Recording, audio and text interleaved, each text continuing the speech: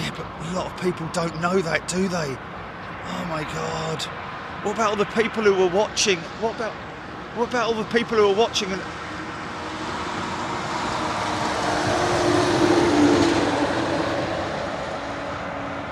I've got it. Well, I'm not advanced as everyone who's watching, am I?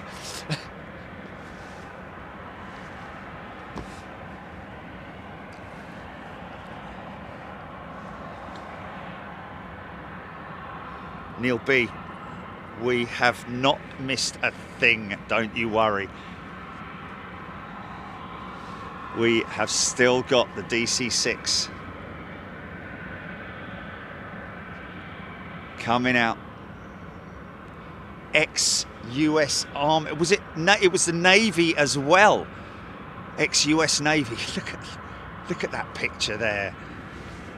Where in the world do you get to see this kind of stuff, man?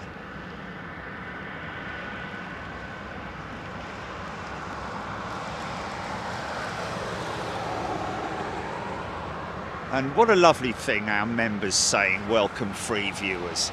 Isn't that lovely?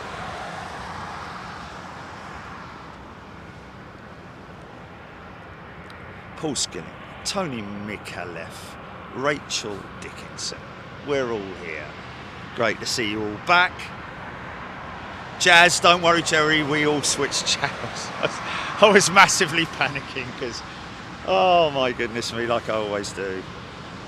Lars Rasmussen, Moose update, I'm guessing he, or Moose state.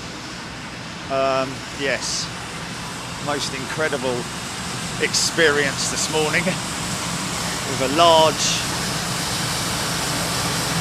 bull moose.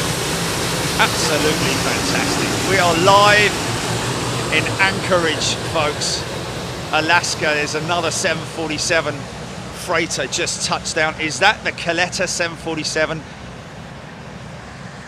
This is UPS 747. No, it's not the Coletta, because that is that's a short top, isn't it? So that's a freighter. That's a pure freighter.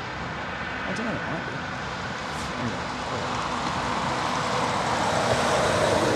Anyway. Watch this for a backdrop, folks.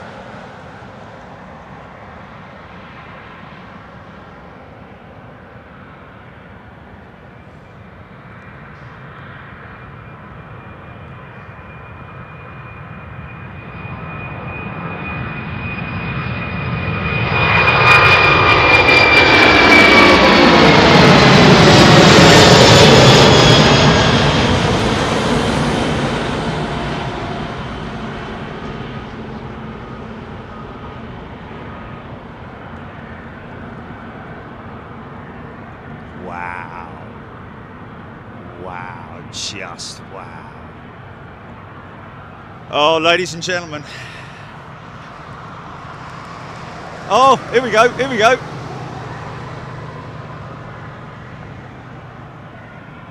This is the mix of stuff that you get here in Anchorage.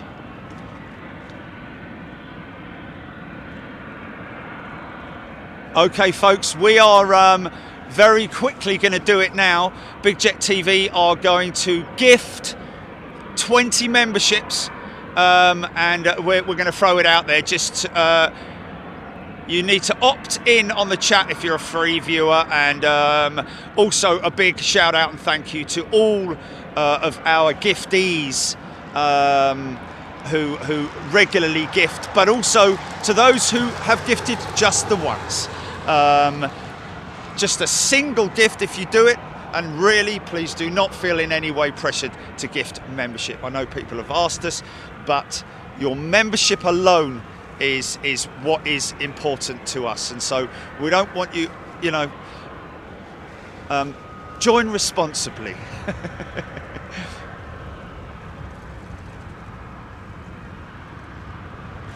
I think we've done it. You've only gone and done it.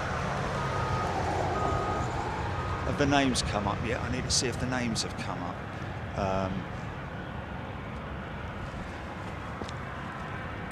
we've got a new member, Steve Gregory. Good day, Steve. Julia Betteridge getting it sus. Joe Spitfire.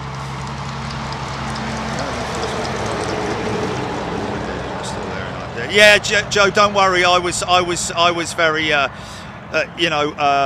we had to find a point in which to do it, and the transition point was like we wanted to find the best moment to show the world how amazing Anchorage is, and to include the DC-6 is something that I just really wanted to do, and I have to tell you.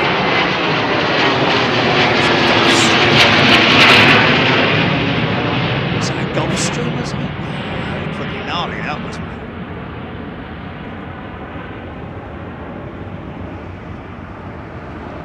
Look at that wing. That's a beautiful wing, isn't it? Nicely flexed. Very nicely flexed. So we are on the. I think this is runway 1533. Yep. Wow, okay, so Jason Gamble has also gifted a membership. Thank you, Jason. We've got a new member here. Flying Mongoose. Well, I was nearly flying moose today, not really, but it was a beautiful experience I had with a moose that was just chewing on the bushes right next to me. Was a little bit of a interesting moment, but anyway, Anchorage, folks, the craziest place on earth, I'm going to say, in terms of what you get to see here. MD-83. Over there, one of 3 or 4 that Everts Air Cargo have, but also taxiing out for departure right now is the Everts Air Cargo DC-6, which is 1955, ladies and gentlemen. Now, the departure of this, if it's anything like yesterday, you will see it will not climb, it will just glide out. And it is a thing of awesomeness, and I have to say that the backdrop we have with the mountains being as they are, you'll see what I'm talking about here.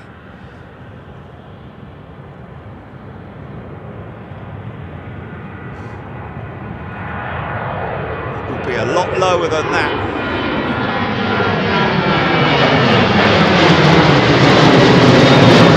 Where's Timmy Toothpicks? Has he been on?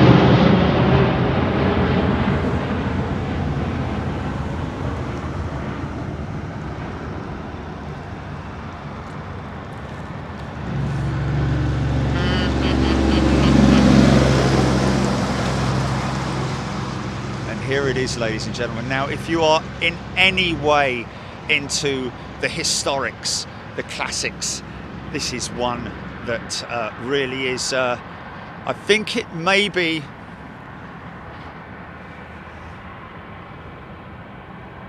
wow, so many comments, folks. Folks coming in, and quite a few people saying that their gifted membership expired and they continued on the membership platform. Absolutely wonderful. Thank you so much for your support, and thank you to the giftee who gifted that membership, those memberships. Just a wonderful thing, man. It's a great procedure, isn't it? You know? Anyway, planes. We're here for aeroplanes, folks. This is Alaska Airlines, obviously. Its main hub. Is this the main hub? Because I've seen Alaska have got...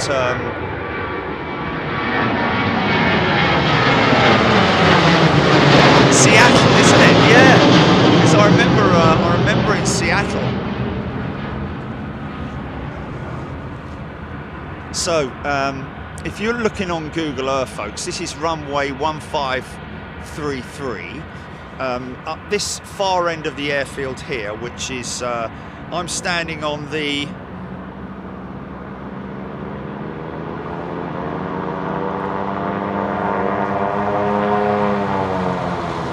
engine room. Just waiting for this DC-6. I'm on sort of like the western just say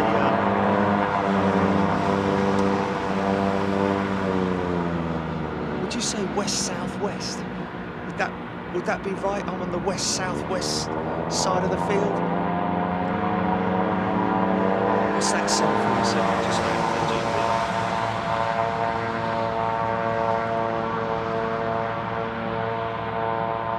Jeffrey Davitt. That's it. Oh, was it? Oh, and it's parked down the other end. That's interesting.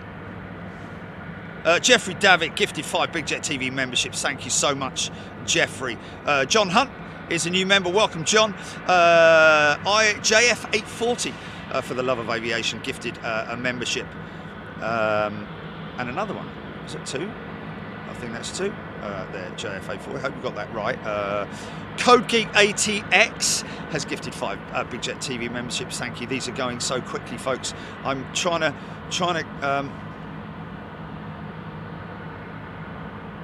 keep my eye on that DC-6 down here.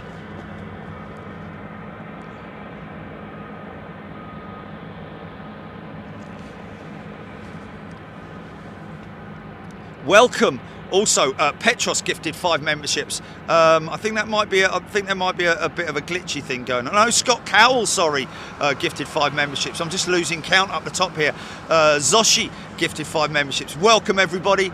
Welcome all out. Hey, is this the? No, that's not that Coletta 747 that's that we were talking about, was it, Jilly?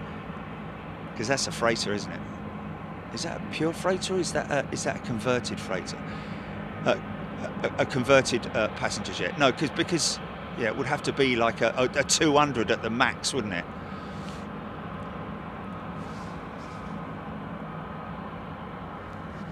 And it would have like RB211s or something. Like, look at that shot, folks.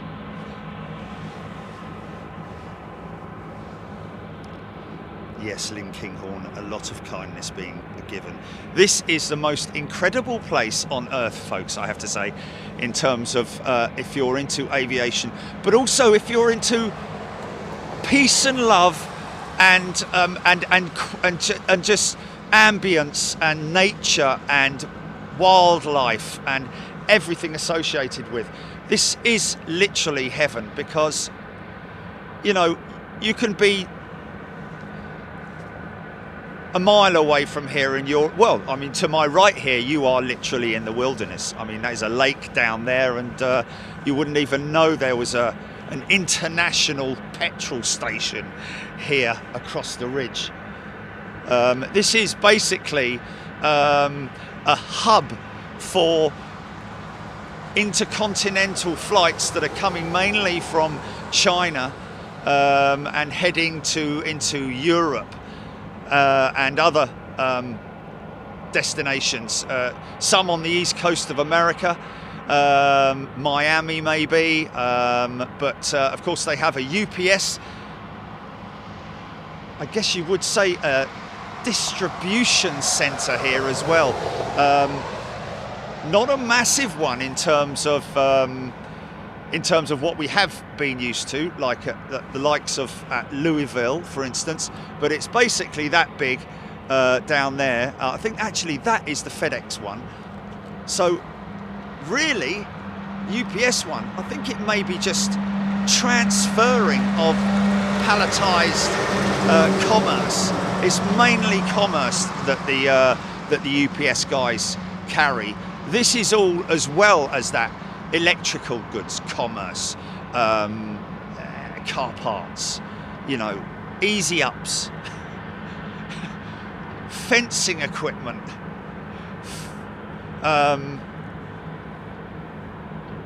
microwaves. Oh, engine start, engine. Okay, that's interesting.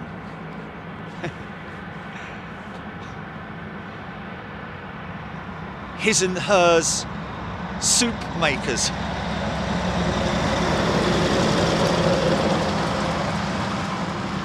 Don't worry folks, we're not going to miss the DC-6.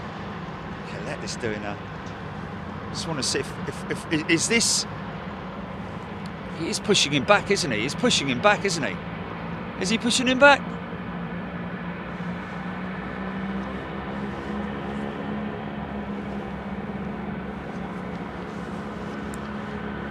Scott Cowell gifted 5 memberships. O'Malley, welcome to all giftees.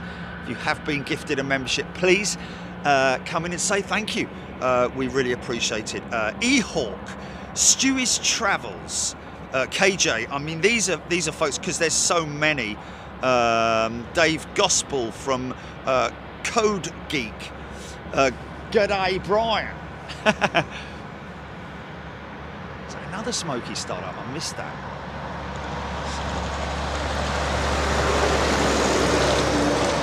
Alan Piwowarski.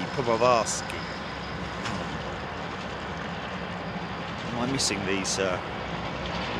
E-Hawk, Petros, Rachel Dickinson gifted a membership.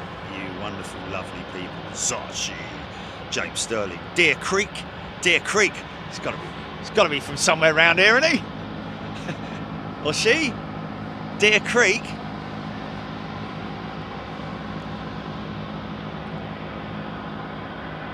You are on the Point Warrenzoff Road to the right of the sewage plant, Steve Oddy saying. Thank you.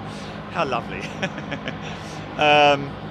Yeah, where there were a number of emergency units went in there yesterday, actually, when we were here. I think they might have had, they've had recent floodings here, haven't they? So, yeah, her belly lights are on, man. And that is a Keletta jet as well, isn't it? Okay, folks, get ready for this. Whatever you're doing, put it down, stop it, leave it alone. And, oh my goodness me, Chicky Armitage, 50 gifted memberships. Wow, Chicky, that's 50 very happy people right there. And of course, to all the other unbelievably kind folks with gifted memberships. But please, again, I have to reiterate, folks, please don't feel in any way your membership is absolutely, you know, here we go, Turnabout, DC-6 with Everts Air Cargo.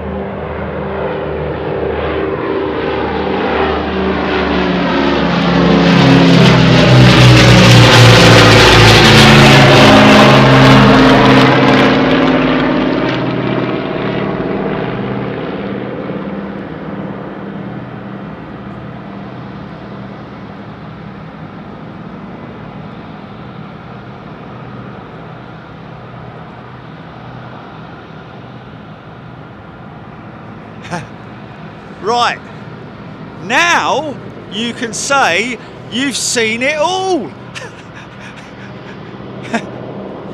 Listen to it, man. That is absolutely incredible. I'm glad I'm not cold because the goosebumps would be actually this approach is so steep.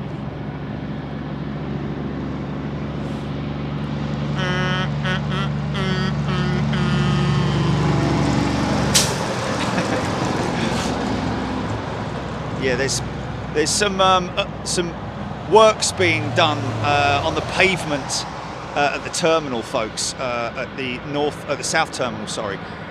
So these trucks are taking the topsoil and aggregate that's being dug up to a site to the right of me. That's why we've got far more than usual activity. It wasn't here on, when did we do our first one? Sunday, Gilly. There's our first Nippon freighter of the day. Or was it Monday? Yeah. Oh, it was Monday, that was it, yeah. But they were obviously not working on the weekend, were they? So that's why they weren't doing it on the Sunday. But yeah, I mean, it's all about timing, unfortunately. It always seems to be, it's a bit like being at the paddock, isn't it? But if you can ignore those big noisy trucks, I was obviously right at the beginning when they first started, the first few went past, I was like, hey, great! You know, listen to those big engines and all that. But after the sort of like 500th one, it does become a little bit sort of like, oh mate, really? Anyway, NAC 737. Hey, this is an old 737. Now we're talking about variants. Now this is an NG, so I'm going to say, is this maybe something like a 500? Is this a 500? That's a guess. That's a pure guess. That this is a 737-500.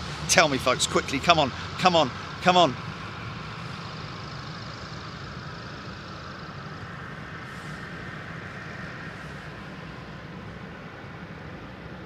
Wow, man, standing ovation. Who's that? O'Malley. It was, wasn't it? You literally would. What's that, Gilly? Did I say, I said 400. I said 400. I said it's a 4. No, I said 400. I'm sure I said 400. Did I? Really? Oh, I do apologise. I meant 400. This is ex-British Airways. Oh, wow. 1992 started off life with British Airways, this aeroplane, folks. Look at this. A little bit of British Airways right here in Anchorage. I said 500.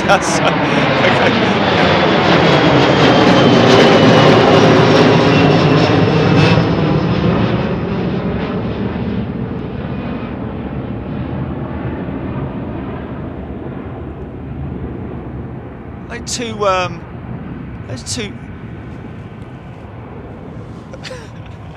Oh, here we go, folks. Oh yeah. Oh yeah. Make sure I don't miss that. Oh, what? Kaleda 747. This is pushing back. Hey, this is the one that Timmy Toothpicks was on. He's not on it, is he? He's not going back with it, is he? AB13 is a returning member. Welcome back, AB13. Daniel Griffiths is a returning member. Warm welcome back. John Barnes, one in the back of the net from John Barnes. There is Chicky Armitage's amazing 50 memberships. Which one is this? Have I read this one out? Sorry. O'Malley, we got O'Malley. Thank you very much indeed. And of course we gifted 20 members as well. So welcome all of the giftees. So we're going to listen out for this 747 firing his engines up. But in the meantime, oh, actually, hold on a minute. She's not moving just yet. I'll keep an eye on this Coletta 747 to my right. Is she going straight out? Looks like she may be. Hold on a minute.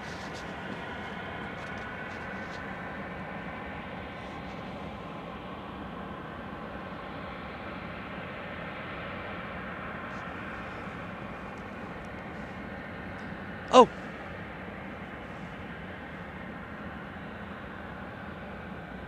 No. Well, he's here, isn't he? He's not going back with the aircraft, is he? Because if he is, we're going to... Wait, what's the... Oh, man. Okay.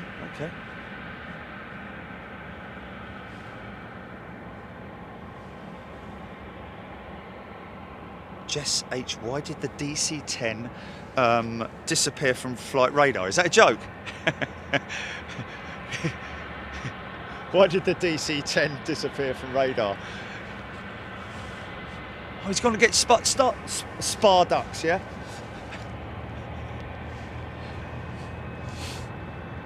Oh, what a legend. What a legend. Oh, I hope he makes it to see his aircraft taking off.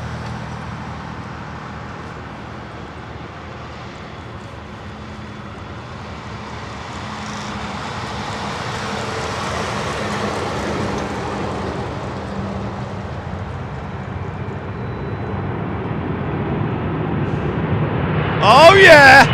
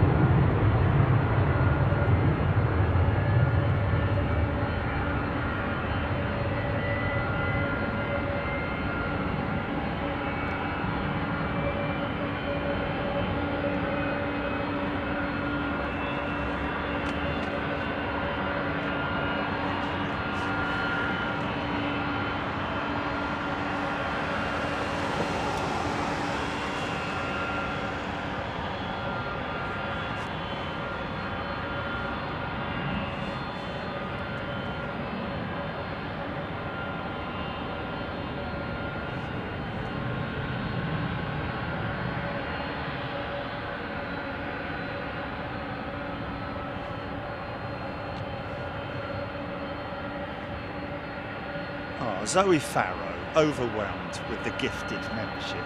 Isn't that lovely? Welcome, Zoe. Great to see you here. Cianothers Blue. Helen Clapp, EGPX, flew on quite a few BA 737-400s and a couple of their 737-500s. Maybe that one has just taken... Oh, wow.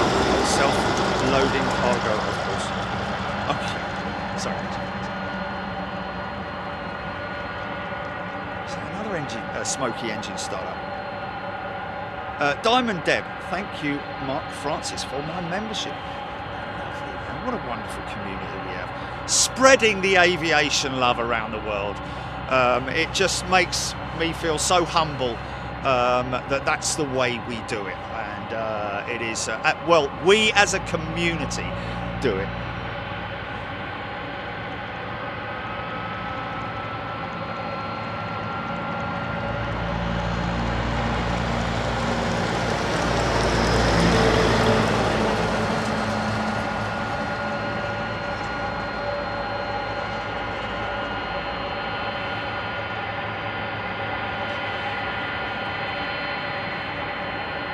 Smoky start on number 3.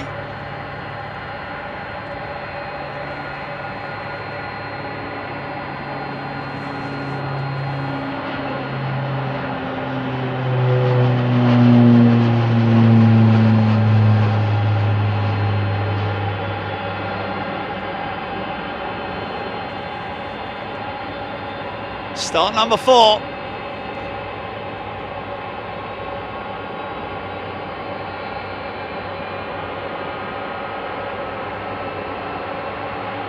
Watch the injectors. No overspilt oil there.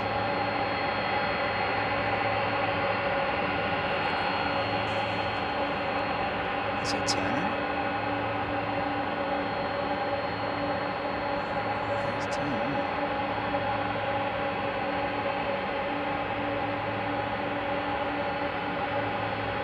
See the slats come down? Fella's showing the straps.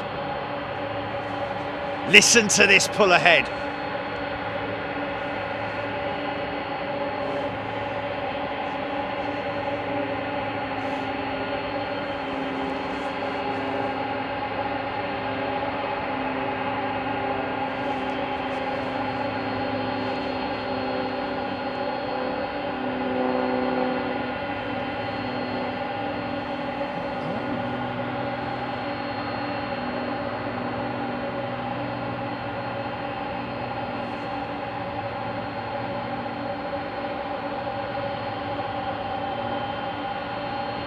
20 membership in one shot. Brilliant.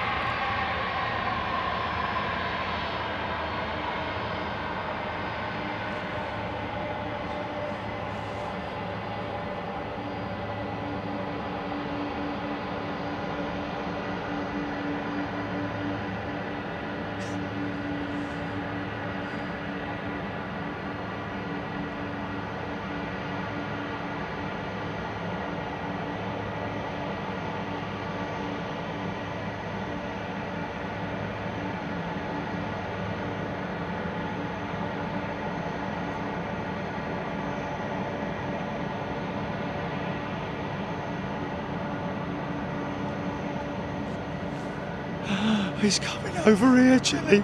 He's coming over here.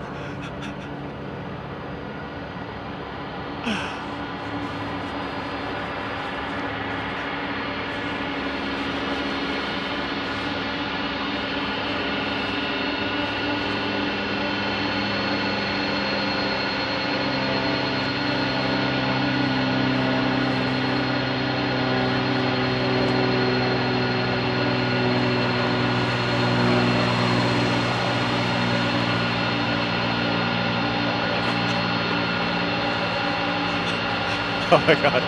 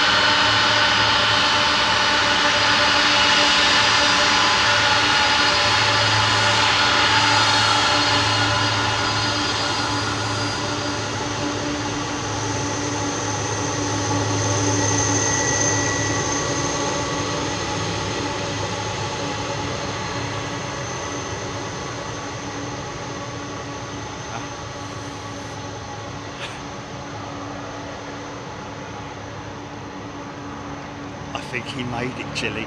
I think he made it. I think he made it. Look, he made it. He saw the whole thing, man. He made it. Yes, yes. He saw the whole thing, man. Wow. Now that's what you call timing, mate. Oh, man. Should have walked up the path, mate.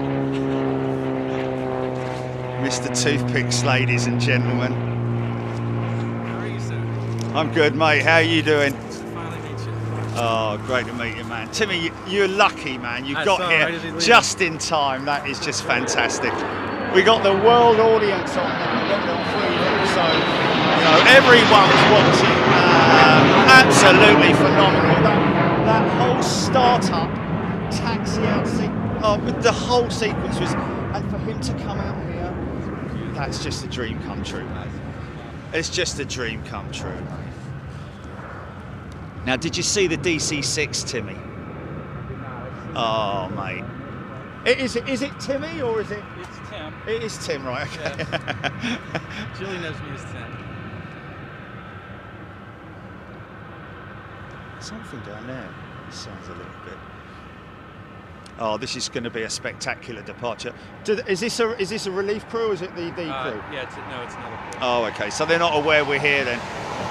Did the guys who brought the ring, they knew, yeah? Fantastic. I could see you. You're camouflaged with the trees. Yeah, but you were doing your window, weren't you? Yeah. I figured where you were. Oh yeah, of course, the jacket with the yes.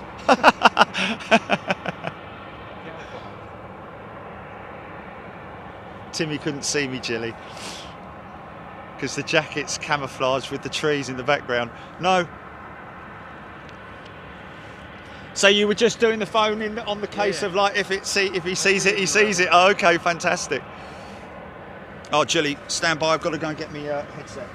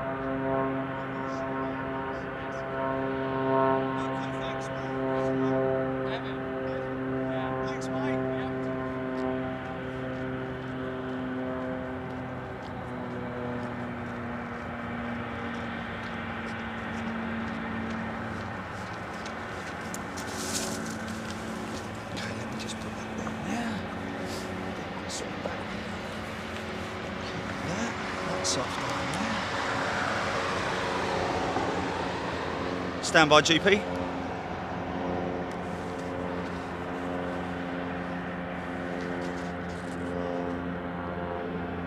Okay, gotcha. Okay. Wow. Evan down there, that fella down there, just told me there's a new airline here called Aviation Airlines, I think it is, with Saab 2000s. Anyone got any info on that? Look at the size of the tyres on that thing, man. That's the sort of thing you see landing up slopes on mountainsides and stuff like that. An anywhere go plane. There's another one.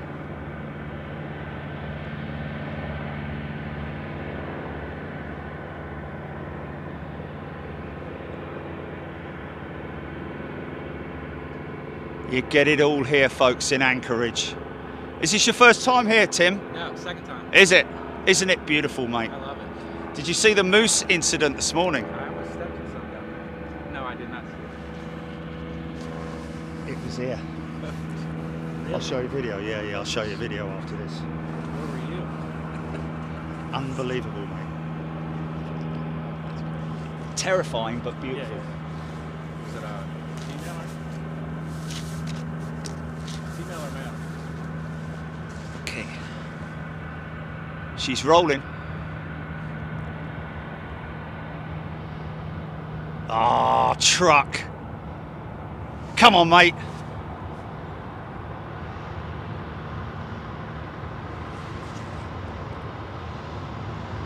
Ah.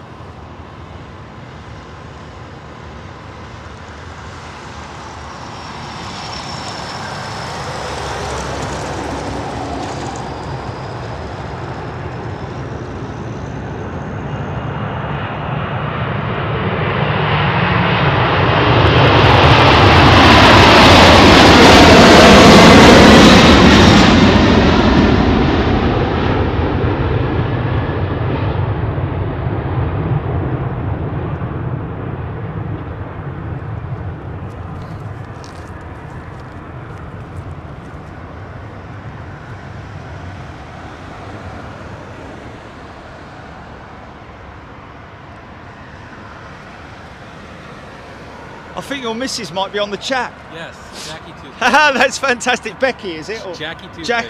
Jackie Toothpicks. Okay, folks. Well, it's all going on here. Welcome to everybody watching from around the world. Literally, it's great to see you.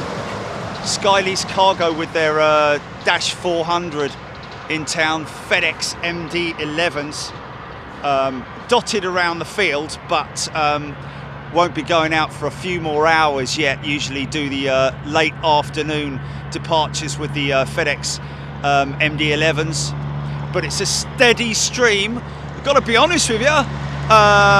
This time yesterday, the UPS pan was a lot more full, I have to say.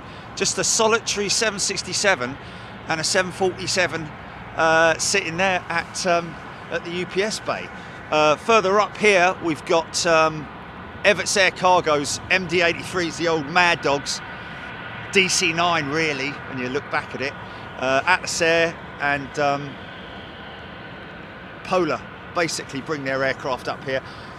There's very little freight coming off there. It's usually just a fuel stop, yeah? Crew rest and fuel. Crew rest and fuel. Yeah. So Okay. my pilots have to rest 14 hours before the next one. So they'll go to a local Yeah, hotel local or whatever. hotel. Is it usually the same one, or is it just No, they it wherever. depends. Yeah, okay, right, yeah. I'm at the lakefront. I know, I saw that. It's beautiful, isn't it? What? I had lunch there last time. Honestly, folks, just over the other side here, there's actually a connecting sort of taxiway between the between the two terminals, which connects the seaport, or well, it's a lake port over there, which is Lake Hood, isn't it? Yes. Lake Hood Seaport. Look it up on your. If you're actually on Flight Radar 24 now, you can zoom in and have a look at it. There's one going out of it at the moment. I think that's one. Yeah, he's just taken off from it. Very, very busy, but a beautiful location. Very quiet and serene until these things come hammering past you, man. Such an impressive thing to watch, isn't it?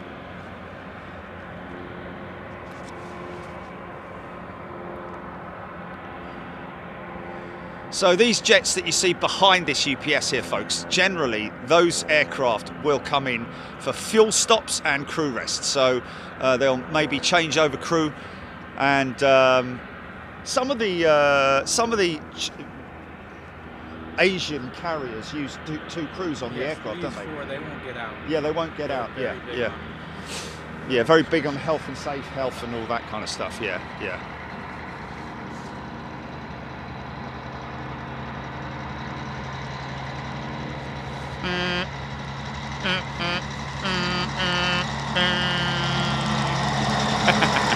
Can't help but do it. You've got to make light of it, because it's ironically enough, people would say this is noise pollution with the airport, but not really. It's It's a beautiful sound, I think is what it is. No. There's between. I think it's on the southern terminal, to the left of the southern terminal. I saw them doing new. They're ripping up the yeah. So this is all the tailings and all the stuff coming out, isn't it? So they're taking it off down there and probably making a false dam, or a false maybe on the waterline or something. But that's good. Yeah, but if it's tarmac cabin, that'll pollute it, wouldn't it? So it needs to go to landfill, really. But then, no, they need to crush it up. Is there a plant? There's a big compost station there. Oh, okay. Mate, thanks for the coffee. Yeah, Appreciate it. Got off the plane at 7 degrees Celsius. That's Oh, mate, it was freezing this morning.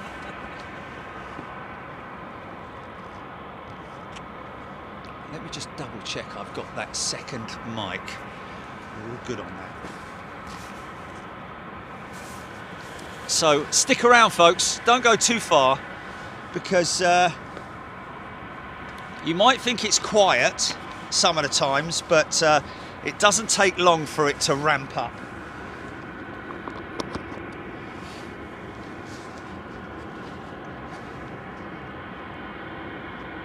It's the 747-8 freighter. Lots of people who are watching right now maybe don't know their different variants, which is totally understandable. Something that I wasn't completely up to date with when I started Big Jet TVs. Obviously, I came from the era with DC-8s and 707s, DC-10s and Tri-Stars, 757s, yeah, 767s, of course the 737. But in terms of the different variants, A330s weren't about when I was sort of like in my early ages of aviation, about the time when my dad was a pilot flying DC-8s, around about the time that these bleeding things were built.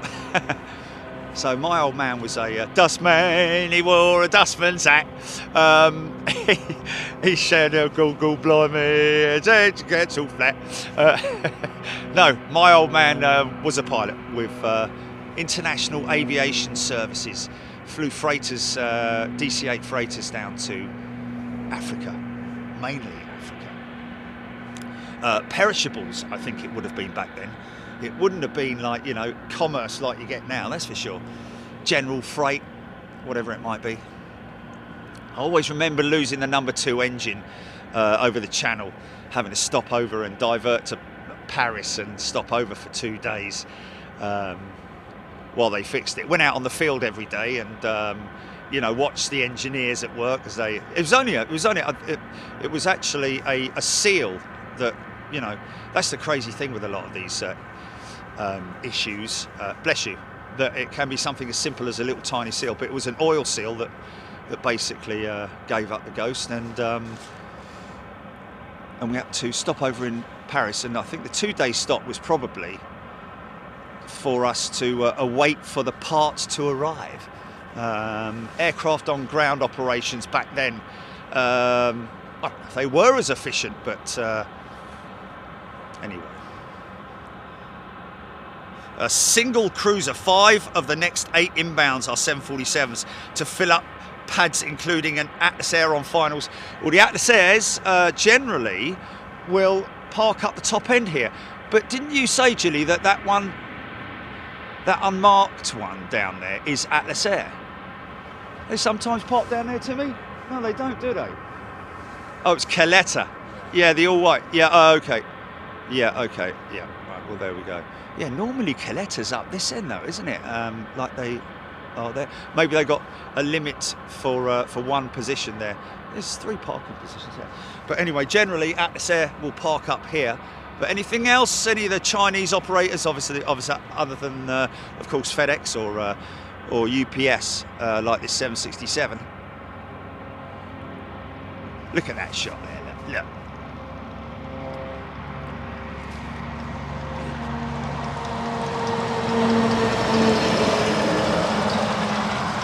And as this is Freeview, I want to say a big shout out and thank you to the folks here at Ted Stevens International. Very important when you do something like this, folks, even if you're coming and filming for a simple YouTube channel, whatever you're coming here for, if you're taking footage, then you need to get a license. You need to be using a permit to film here or do any kind of reproduction of the airport operations. So very important that you do that. This is a long top, so this is X what Jilly? This Atlas Air 747. Always interesting when I see these 747 passenger conversions with the 400, because you always wonder where it was, like Qantas or Singapore Airlines or something like that. Oh wow, hold on a minute.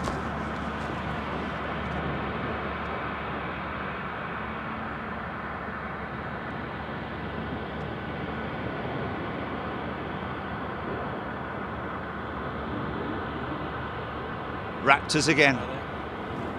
Wow, in formation. How gnarly is that, man? Come on, cover my left. Yeah, like that.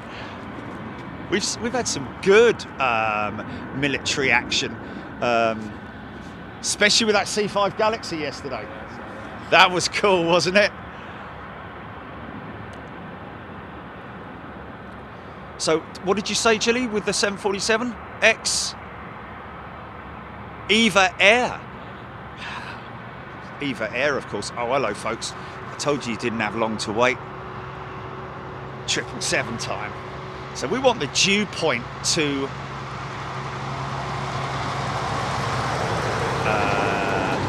well, we want a bit of moisture in the air. Everywhere I look around, there's moisture in the air. Every sight and every sound. Anyway, we won't get into that. Yeah, we're looking for moisture, folks, to get this incredible phenomenon that you see, especially in climates like, well, at time of the year like this, when it's getting right towards autumn. In fact, I think it is the first day of autumn, one of the days this week, and the trees really showing their beauty at this time of year, man. Just the backdrop. Look at that backdrop, ladies and gents.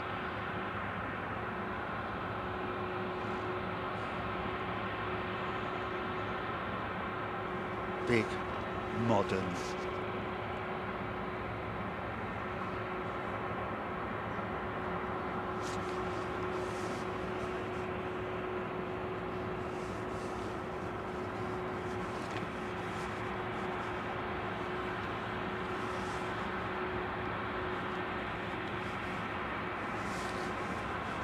Superfly Steve. Shots yesterday of the C5 were just awesome. Oh, honestly, man, honestly, folks, so much going on here. I'm trying to sort of like struggling with the comments, man.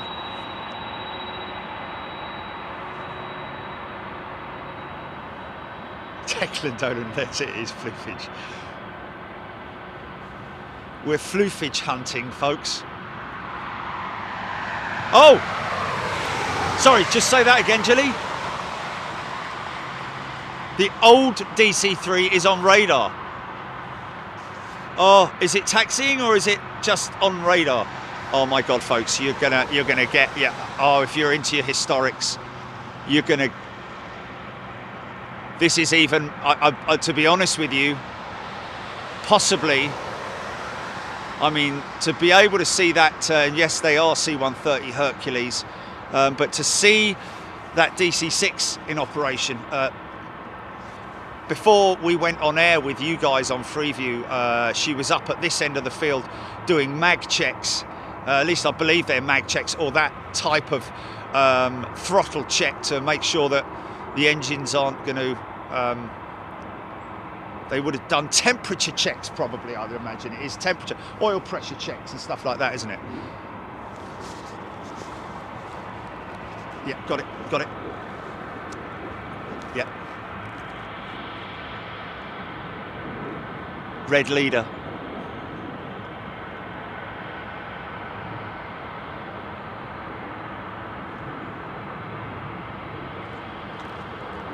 I'm going to say, I think, oh, look at him catching that. Is he playing with him? It just came from nowhere, mate.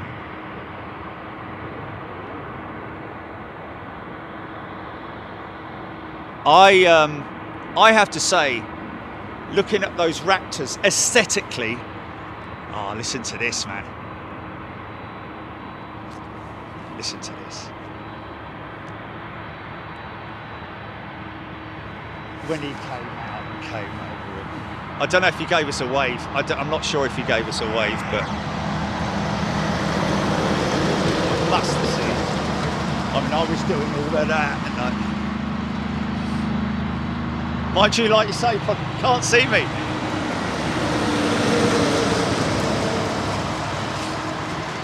Yeah, what? Because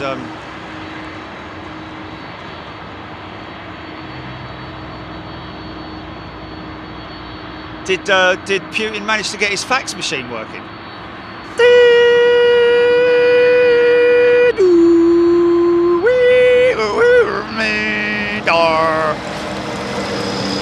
Igor, I cannot get the fax working. You have to hit it, sir.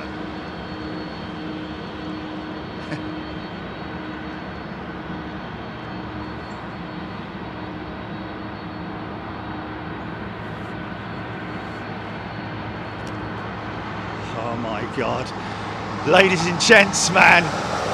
When we talk about the long top, by the way, that's what I'm talking about, the extended upper deck, which gives it away as being a passenger jet, an ex-passenger jet. That Parrot is an ex-Parrot. Look at the shortness of it compared to the pure freighter, which is mostly what we see here. Alice 767 this morning, saw as well. That was pretty cool. Okay, winding up the big GE90s on this 777, folks. Here we go.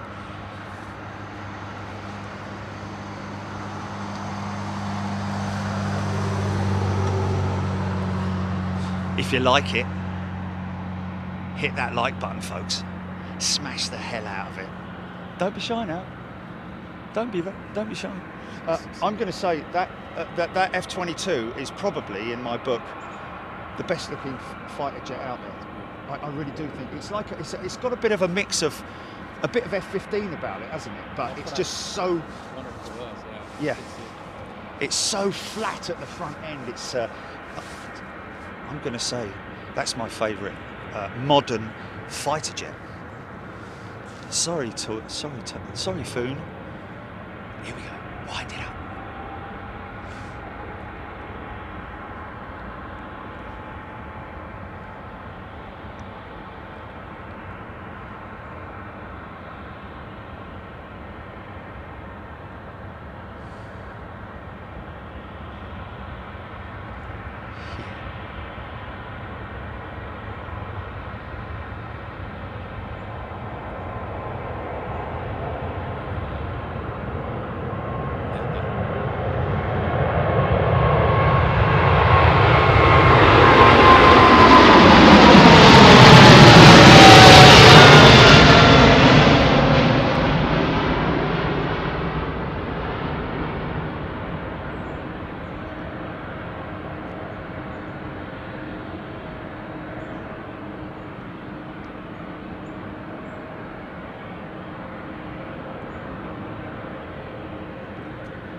Oh my word.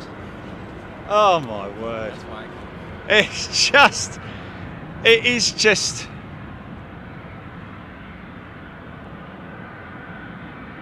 Oh. So we've got a DC-3 down here somewhere, folks.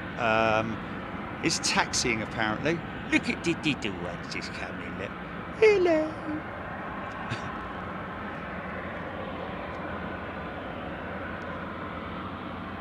Oh no! Are you serious? What, the 747-800 BA cargo jet? Do you remember, folks, there were pictures, and you can still see them. Oh, here comes the DC-3, stand by. Oh. Wait. Where's he at?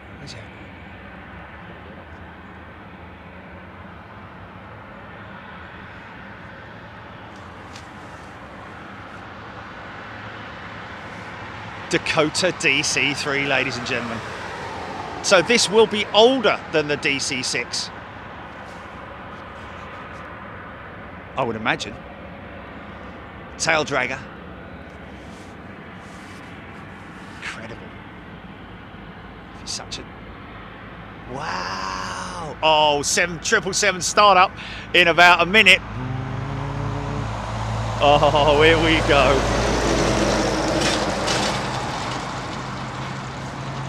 Look at the windsock. Look at the windsock. Sorry. Look at it. Look. That favours this direction, doesn't it? And this FedEx 777 is facing the wrong way to be going out the other end. Oh my, oh, unless he's going to go left and then left again. No, there's a junction there, isn't there? At the third exit, turn right. Oh, what a shame. Little bit of excitement there, little bit of excitement. Not quite as much as this morning with the Moose. Oh man, this phone keeps cutting out, GP.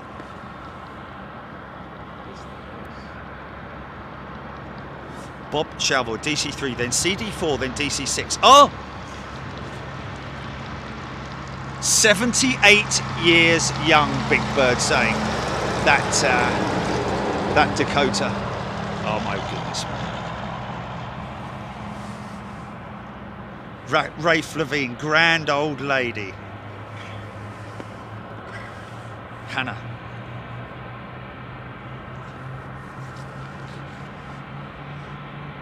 Okay, watch this shot, folks. This is Anchorage. This is Anchorage. The picture you're just about to see is Anchorage. Watch this. I even said it on the post, didn't I?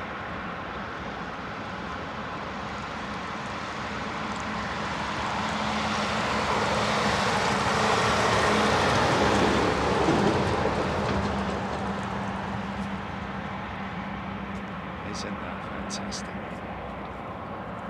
Isn't that fantastic?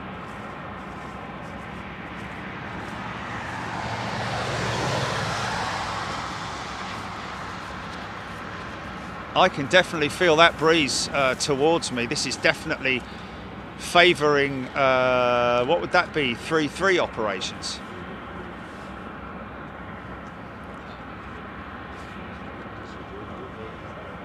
Oh, 1-5, sorry. 1-5's the opposite. We're on 3-3s, are we? Right, okay. What about that shot, folks? An iconic shot, and one that you'll never get at any other airport around the world. It is as simple as that.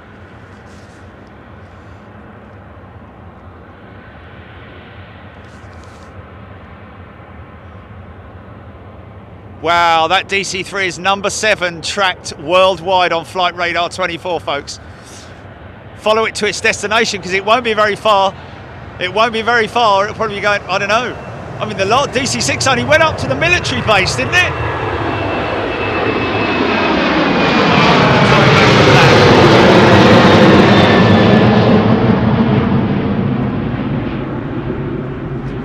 So this could be going a very short distance. Track it on Flight Radar, folks. Tell me where she goes.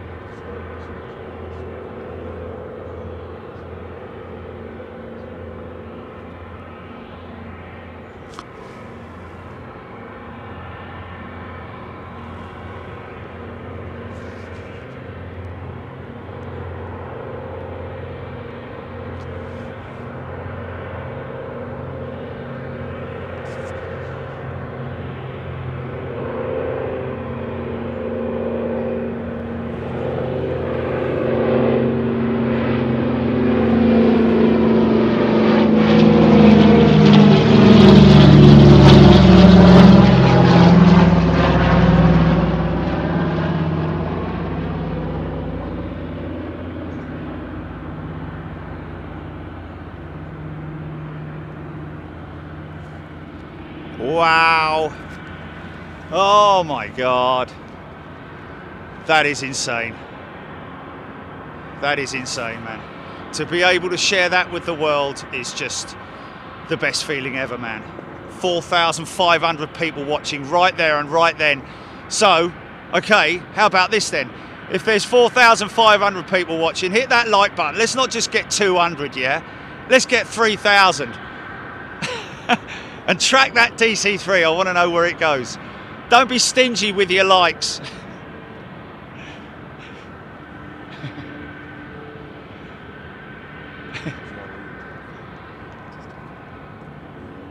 He's up to number 3. 2,400 people tracking it. Don't worry, folks, there's more to come. We've got a FedEx 777 sitting up over there, still using runway 33, even though the windsock is clearly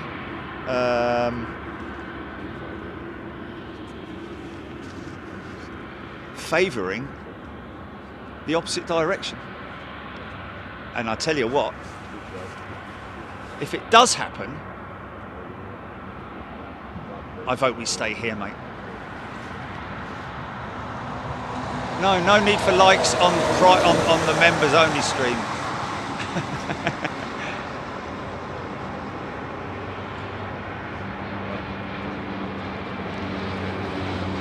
That's right. It was at Casper who asked that. So, nice. Chad Bud. Oh, okay, yeah. Chad, you might have got mistaken. I meant during live member-only shows. There's no point. Well, you can't like it on a member show, can you, Jilly? I don't think. Can you like it on a member show? Oh, you can. Okay. Well, yeah. Okay. Well, in that case, Chad, I kind of take it back. Thank you, sir. Therefore, it does show appreciation from members. Yeah. No. That's cool, Chad. I do apologise. He's absolutely right, though. But to be honest with you, that everybody who comes on the chat shows their appreciation. That's what we really love, is that one-to-one chat that we get with such a fantastic... Oh, right, okay.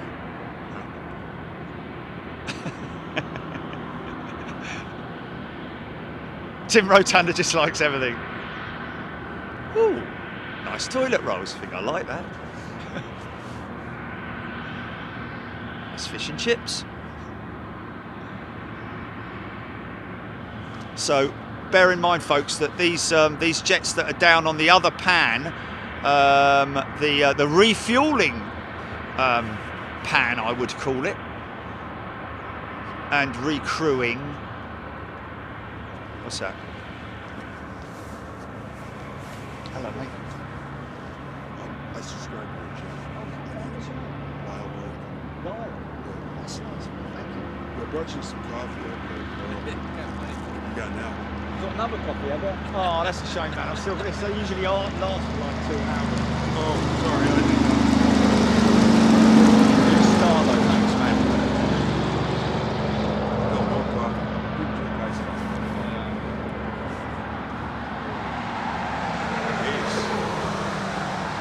There you go, mate.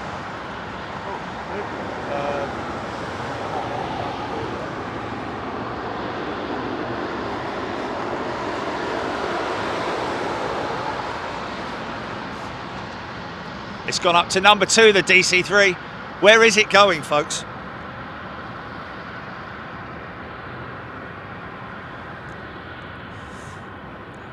Mark Lowe has flown in a DC3 from Saba to La Bouane in 1965. Flipping heck. Oh, we could have come up over here and done that, couldn't we? Big old 777. The 777 smile, look. It's kind of sharky-like, isn't it?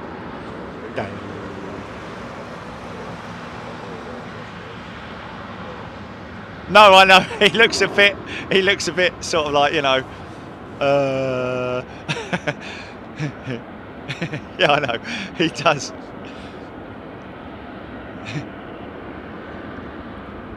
But in a nice way, yeah. A lovable rogue, Jilly. but one that's maybe not that well educated. few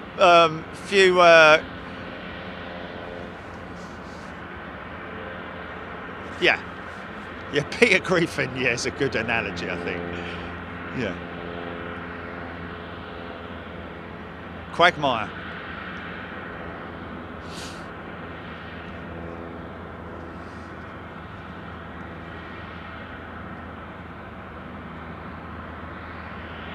Chris. Yes. Chris Griffin, right, okay, I got you. Nicholas Gray, I don't know if I've called you out, but Nicholas, thank you so much for your kind donation, gifting 20 Big Jet TV memberships. It's a wonderful thing, is it not? So many people coming on and talking about their experiences on Big Jet TV over the years, and it is just very, very humbling, folks. Right from the early days, we were discussing it yesterday, right up to modern day. God knows how many variants of Big Jet TV there's been.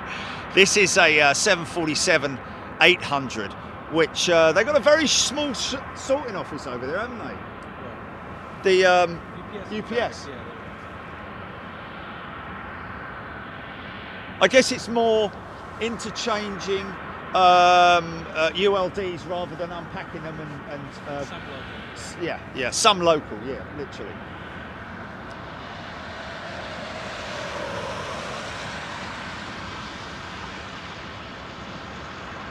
David Vickers tuning in from Luton.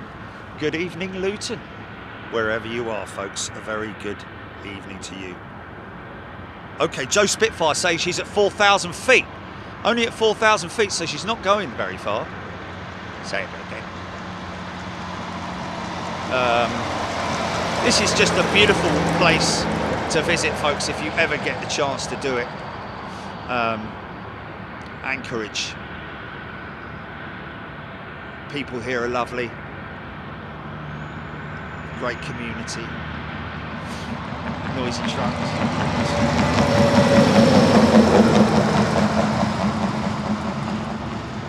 Got a bit of a flat spot there, son. Or a bulge. Oh.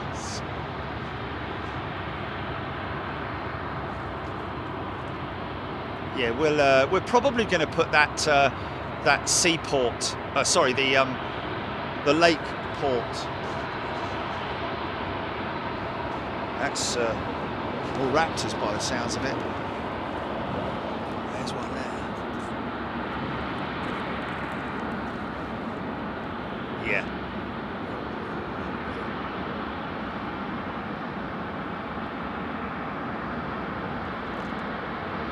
Yeah, the raptor's tail fin is angled, isn't it? Look at that, man. Look at that.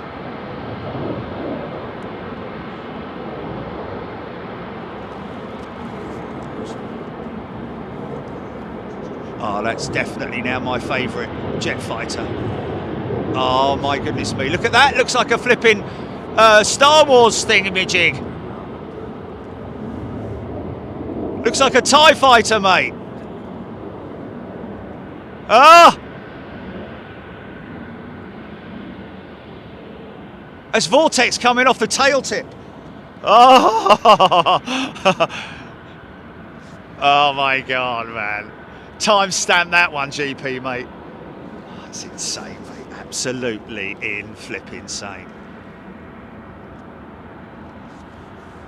1 hour and 14. Oh, that makes me feel good that we've got another 45 minutes of preview. What have we got? 12:22 in the afternoon here in Anchorage. Oh, it's a bit of a pity because the heavy stuff really gets going around about 3 o'clock. But I just wanted to bring it live forward a little bit for you guys because of the DC-6. So have I sort of like overshot the start point?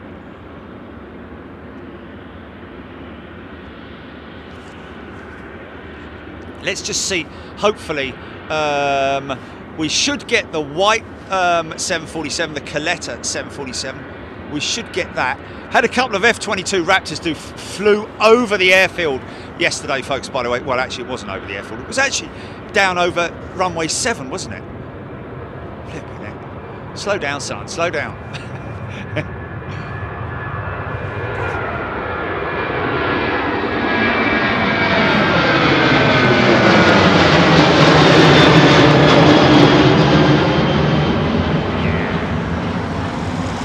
Folks, we're going to put it up a little bit later, but when we were live with our members, our wonderful members, you guys keep me and Jilly company, I have to say, folks. I couldn't just come here and film it, you know, without your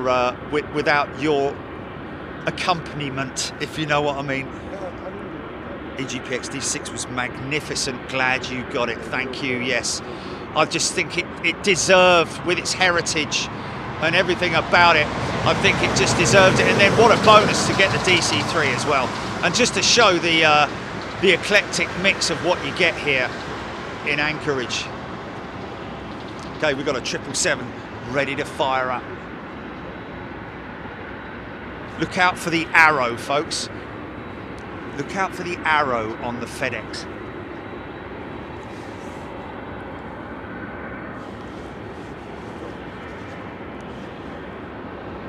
Oh.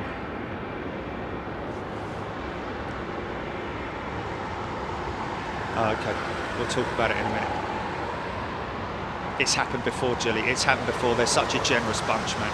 They are such a generous bunch. They got 2 more days of it to come as well, haven't they? What a lovely bunch of people. What's that? Here we go.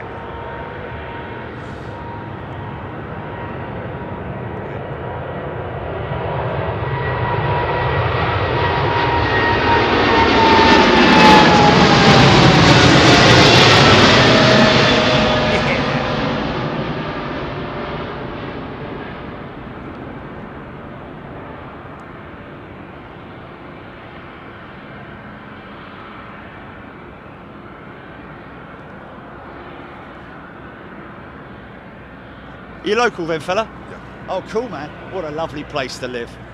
Oh, so I guess you subscribed when we were here last time, yeah?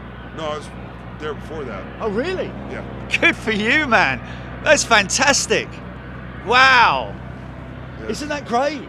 Like, you know, Well, okay. I had no idea that we had someone in Alaska who was a subscriber. I guess it's just because it's a subscriber. Yeah. I don't see notifications. You know, it's the members. You know, who generally. Yeah. But that's just incredible, man. Brilliant, man. When did you join? Oh, about 8 months ago.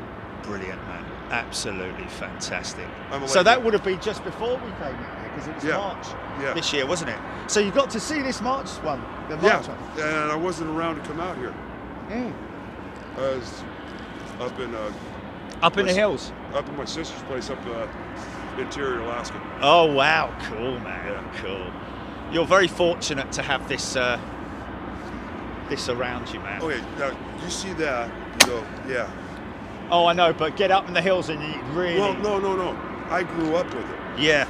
There's Of course, man. I mean, but you still don't take it for granted. No. You know, no. You've got to wake up every morning and go, oh my God, this is beautiful. You know, let me show you this.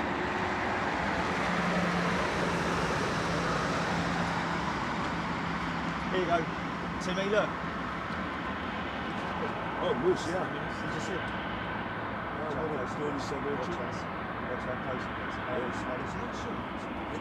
When you're close to it.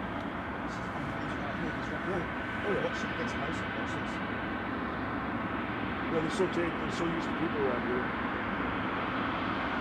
It's not even.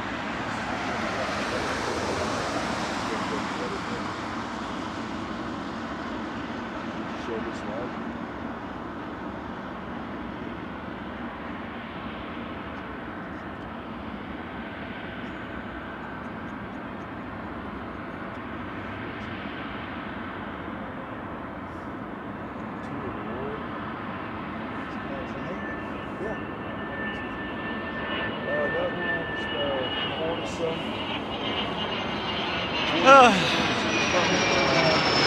It's a big lag. Oh no, that's But it's small.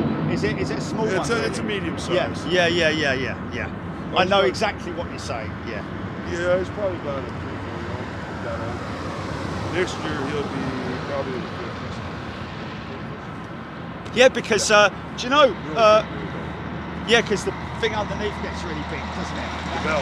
Yeah, the bell. Yeah. Yeah. What was it, Julie? 3 to 4 years for maturity for the calf. What's I that? think it was 3 to 4 years before it reaches adult. Actually, at breeding age, they start when they're young. Even spike force. Wow. 2-year-olds. Yeah, will breed, get the big bulls and let them. It's crazy. You get everything here, folks. We will be releasing a little piece that we did at the at Lake Hood last night, which was just great to see more pilot skills, incredible pilot skills, especially with the fella who's coming out flat out towards us head on and then cranked it right.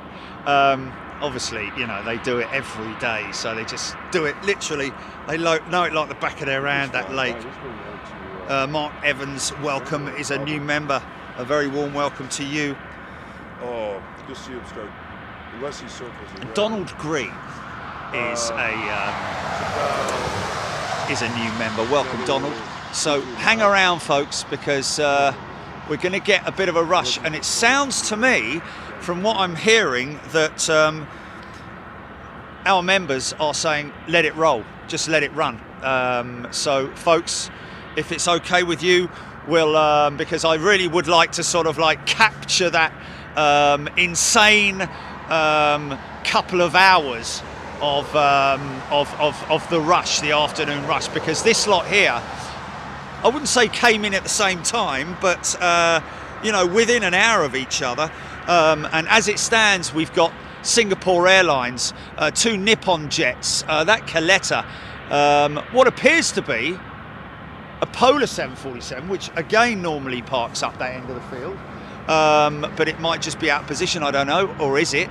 Might be operating for somebody else, and Air China over there, along with that Coletta 747 and the Skylease cargo. Now, good thing is that we could see the L1 door, the crew access door, which has a very steep set of steps on the pure freighters, obviously with the interesting. I wonder with the 747-400 passenger to freight conversion, when they do the whole conversion and bust the door in the side, at the same time, do they take all the stairs out at the front? Because there's a lot of space that you can use up there for pallets and stuff like that. So have they converted it with a set of steps, much like they do with these pure freighters? You walk in through that door, and there is literally a vertical set of steps that goes up onto the into the hump there. To your right is the crew rest area, and then sometimes there's a partition section with beds and stuff like that, bunks or whatever. Oh mate, look at this approach.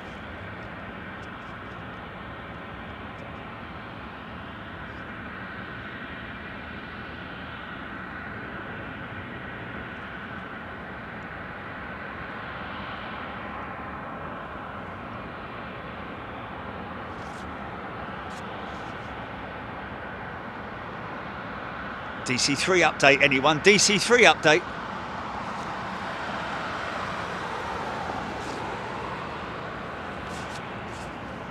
Ex-Air France, that's Skylease cargo, Leroy saying. Ex-Air France. Look at Ex-Air France, Skylease.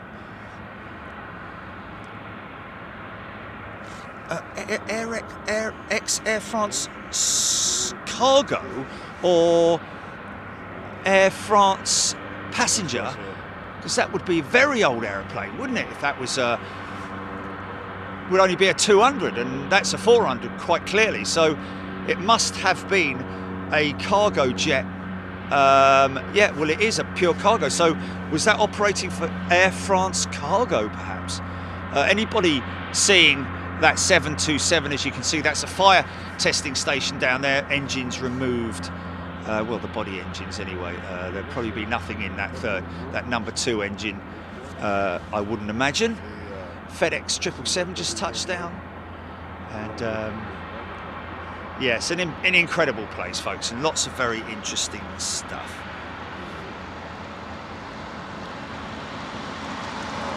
Awesome approach, Irish Girl 13. Bob M gifted a Big Jet TV membership. Zetty is a new member, and Donald Green. Folks, please, if you're a new member, get involved in the chat if you want. Talk about aviation. Talk about ask questions.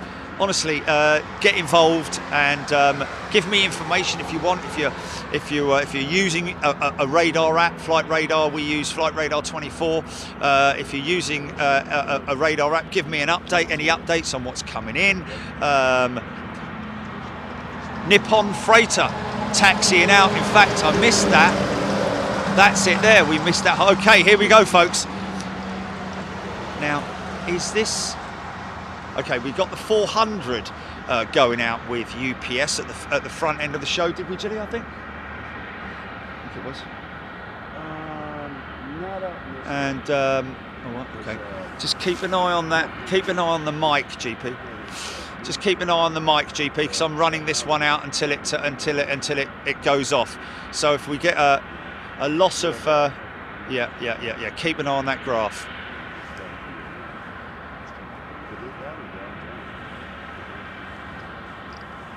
Big P 4,900 destination showing on Flight Radar 24. Oh, is that DC3 or? It's going to McGrath, is it?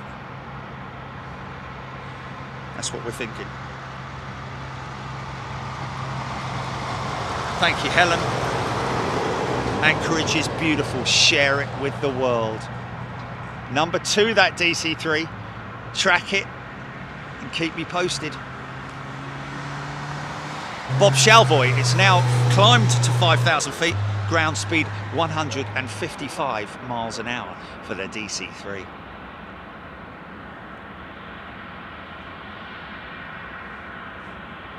Didn't they have a marketing thing once with Nippon, calling it the Nippon Express? Is that something I dreamt up, or is it something else? The Nippon Express. Don't tell me it's a name for a naughty film or something like that.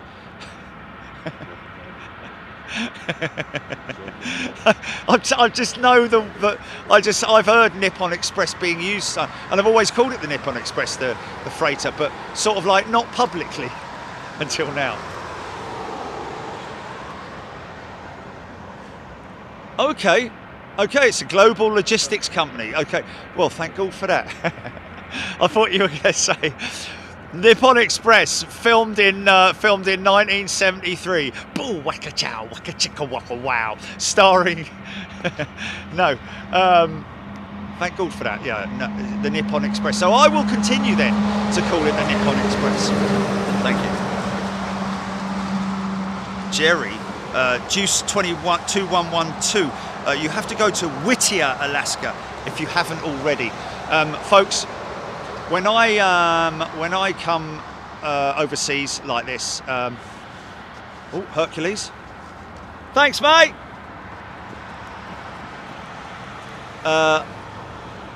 It always makes me laugh because when I take the rental car back, they're like, "Blimey, you haven't been very far." Like last time I came here, they were like, are you driving up into the mountains? I'm like, no. Has he got?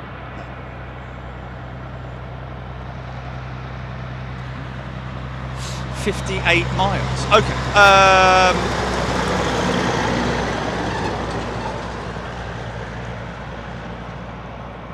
Keep an eye on the audio, Jilly.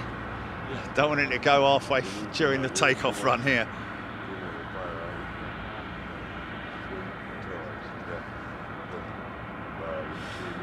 Wesley Cooper, Foxtrot, Gulf India Uniform Bravo was the original reg on the Skylys Queen, and it was an Air France Queen. So an Air France freighter, because Air France do have a cargo division, don't they?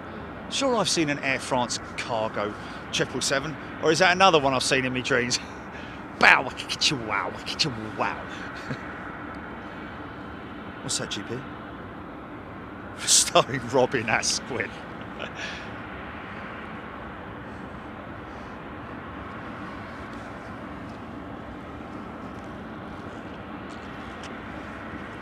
So folks, this is the Dash 8 747 powered by the Gen X. Watch this, the power of two Dreamliners right here. Watch how much runway they use.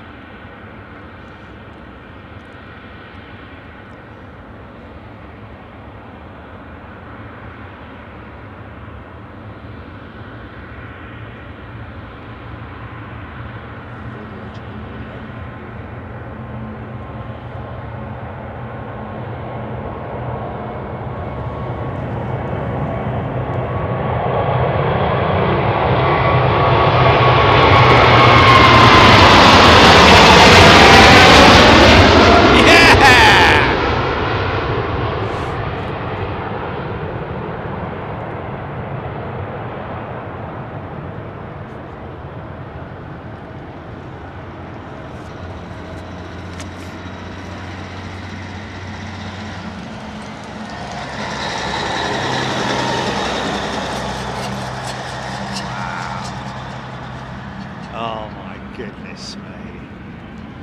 Oh.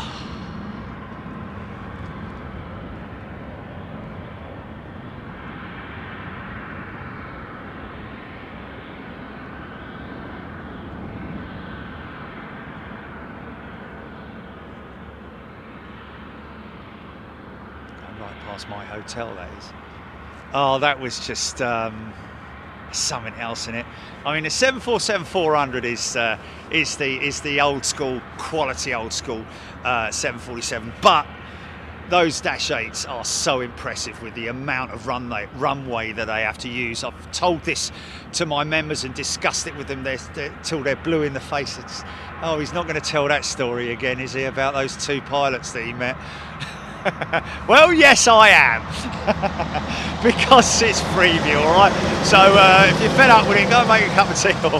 Anyway, no, I was sitting at Louisville Airport and in the departures, waiting to go home, and there were a couple of UPS captains who flew or fly the 747-800 or Dash 8. Believe it or not, folks, that's a little oil change. Opens a little flap, there's an access point on the engine where he just literally pours in a couple of cans. They literally are cans, some of these ones, like Castrol or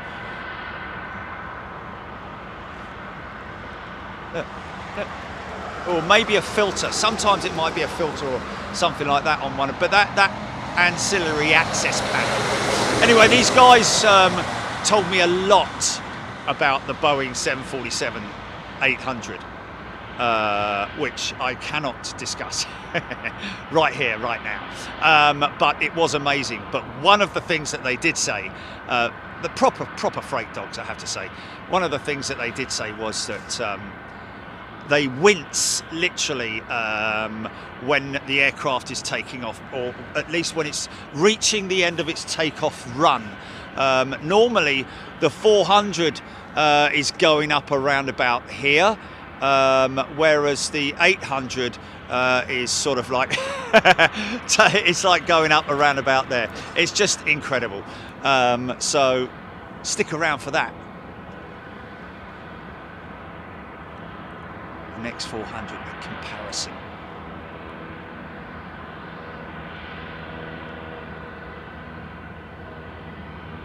It's the dogfights, the Red Baron and Dice. Yeah.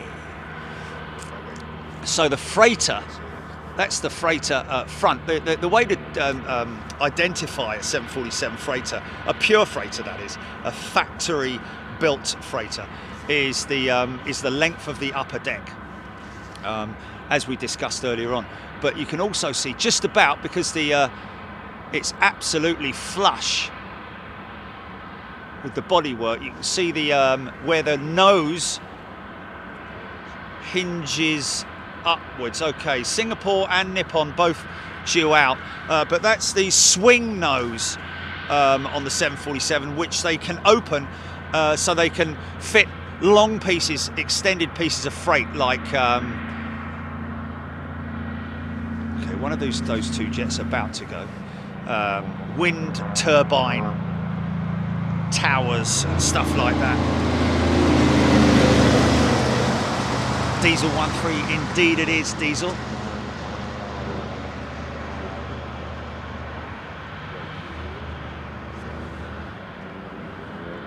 Leroy, Singapore on radar. Nice to meet you, man. Nice to meet you. Thank you so much. Keep up the work. Yeah, I really appreciate it. Thanks for coming out. You're welcome. Have a And good sorry I didn't grab your coffee, man. one. Oh, don't worry about it. I'm here for another 2 days, though, Where just to at? let you know. You gonna be doing it from the terminal at all? No, just here or over there. And I think that's it. There is a walk, apparently, up to runway 7. Have you done it? I've never done. Yeah. My knees are too bad to make that walk. Yeah, man, yeah. Unless you got yeah. a bicycle, then you can ride out No, there. because it's like it's a good long walk, innit? It's like, Yeah. is it really? I've walked this 1,000 times. You can actually Is it a good shot? Are you looking under the fence? Are you looking through the fence, or are you above it? There's a fence. You are above. Might want to take. So a it's look like at it. this. Something like that, yeah. So how much of 7 can you see with the heavies arriving in the morning? Can you see them touch down? Kind of, yeah. I haven't been back there in a while, but you can see it, yeah. Do you want to meet me out there tomorrow and we'll walk down there together? Because they say it's recommended that you go with someone who knows what they're doing or where they're going, and then you can give Yeah, me a in hand case with there's a them. bear or moose out Right. there. Jared, keep in mind if you want, because this is a good hour walk before you get out there. You're going to be here a while. But isn't there somewhere we can park the car down there and halfway there or You something? might be able to go out to Kincaid There's a You broke sports it. complex apparently. You can go to Kincaid. Yeah? and come that way. Yeah, you can go that way if you go this way down. One of the guys from LA, I don't know if they had to get permission or not, but they were. Yeah, no, I've been down there. At Colas? Yeah, Yeah, right yeah. on the corner. That's Coolest. the old military Yeah, base. but that's Coolest. only good for when they're going that way, isn't Yeah. it? It's not so much good for them coming this way because there's a big bank in the way. Yeah. You know, so I've been down there, but that other one for 7 arrivals is what I really want to have a look at and see. right over you. Yeah, yeah. Yeah. All right, well, I'm out of here. Nice Have a to good meet one. you, man. Take care. All the very best, and thanks for your support. I Oh yeah, appreciate it. I like. You're usually on about 11 midnight our time, Yep, so. yep. Cool, man. That's It's And it's one of brilliant. those like, okay, I'm not sleeping. Yep, yep. Bounce between There you we and go. the Oh, couple look at other this ones more MD-11 there. pushing back, man. Here we go. So we're going to get the Okay. You from here? Singapore's taxi in now as well, folks. This is from here this is originally, going to or be born fantastic. MD-11, the McDonnell Douglas or Boeing MD-11. They were moose operating in gangs No, I this did morning. not. Yeah, that's over here. Yeah. Look at this. I just the love tw- the is that the Singapore 200? freighter. That's 747. Yeah. That's just over here. I wonder if we've seen this at Heathrow, Yeah. because we've obviously seen the Singapore 747 freighter many times. It's over here. Is that so? Audio's still good, Julie? Yeah. Yep, I go I over used- here to the flood area. I like going Over over there. by Point Warren's off? No, right over here. Actually. Oh, Right okay. over this- Wherever that truck's at this hill, I run up there. That's Yeah. a better area, actually. See, I like up there. I do too. I've recently discovered this. This when the heavies start really coming in, and they start departing, that's when it's fun. Cause then, Exactly. then you get the close-ups on the. So I live. Texan. I'm in the Beechwood Lake area. I can do it Wednesday here. That is a C-130 Before they put this in the background there, folks. the Linden Air south, Cargo. Yeah. They used to take They've off. got a couple of them. and I looked Only, over I off think the only back. one that's. Yep. Wow, that was at Heathrow on the 3rd of September. Really? Isn't that incredible, man? You got some horses coming. Doesn't that just show the versatility of the jumbo Small jet, planes man? can fly over all day. Yeah. But those How cargo many jets miles take has off, that start thing rattling, done in they the freak last out. year? Just a year. Yeah. That's the most incredible thing is we worked it out once, didn't we, Gilly? We worked out how much mileage one of the BOAC did. It was BOAC, wasn't it? Yeah. Wasn't it something crazy like? Yeah, it was. It was like it was a crazy amount of mileage.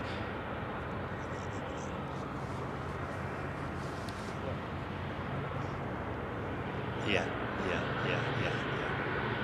Just insane. Insane.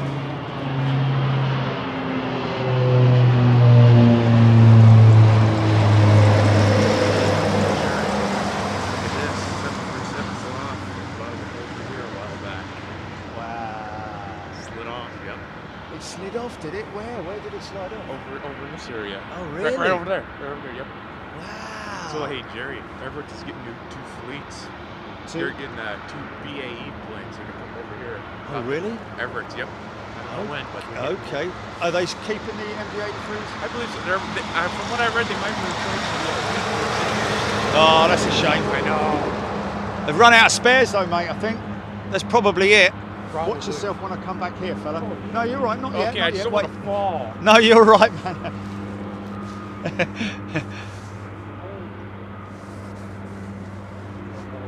I had to share this this ridge up here with a half-ton moose this morning. Yes, be careful. They are MD-11, folks, check it out. Here we go. Get sharing. Share the feed, folks. You never know, you might have a friend that's got insomnia and they're just lying awake like, shall I make another cup of tea? Oh, okay, all right, yeah, but they might have gone to bed at 8 o'clock.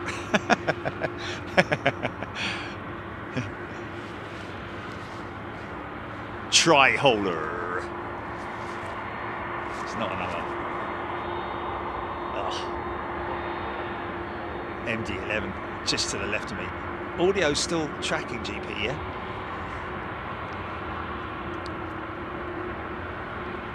Did we get that DC-3 to number 1?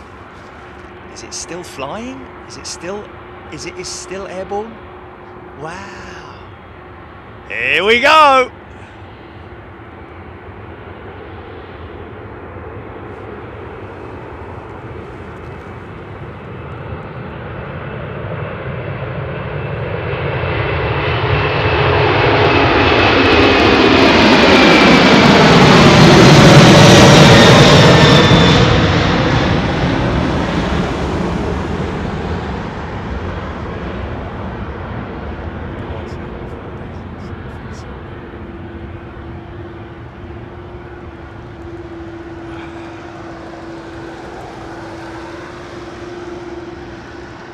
Built tough. Look at Timmy, look. Look at Timmy in his seat, look. Did you bring that? Did you buy that just now? Or? Yeah. Oh, fair play, man. That's good thinking ahead, that is. Oh, a bit of rain on the horizon there, you can see. Fortunately, I think we're going to miss it.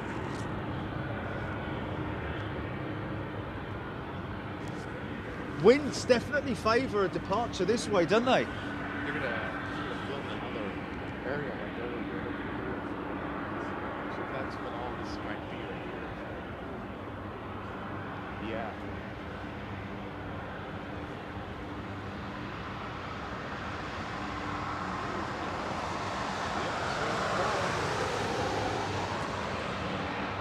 I was wondering whether if I went and got a... Wow, cool, man. Oh, mate, that's nothing, fella. That's nothing. You want moose? I'll show you moose. Oh, yeah? Yeah, I'll show you moose, son. Yeah? Come on in. What's this? Oh, I missed that this morning. Yeah. Oh, way. Watch how close he comes, man. Looks delicious too, Jerry. I want to eat them. Don't. I'm Alaska Native. This is what we eat. This is our food. No. Look how close he gets. Look, watch. All right. Watch it. Wow. Yeah, watch how close he comes. Look at me, look. Look. Oh no! Yeah, he will charge you, Jerry. And so will the no, he won't, man, because I was standing there complete. I wasn't doing star shapes and jumping up in the air. You know. that might be the same moose we've seen over here the other day. It was him and his missus in the 2 calves. Oh, right on. Yeah. It was beautiful, man. It was absolutely beautiful. Yeah, be careful. They will charge you. Yeah, but only if you're sort of like. If you're, Yeah. I mean, there was a photographer in the field here, and he was like very, very close to them, and just not moving quickly and not showing any threat, you know. I mean, if his ears were all back and everything, it'd be like, oh, hold on a minute, this isn't good. Because he could have literally run up here and headbutted me over the other side easy if he wanted to, but he could see I was perfectly like, you know, I wasn't waving a knife or anything like that.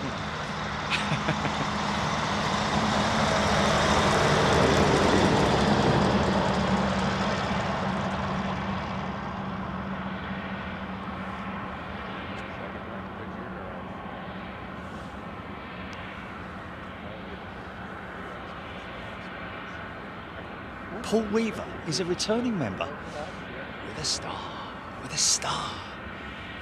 What an absolute star.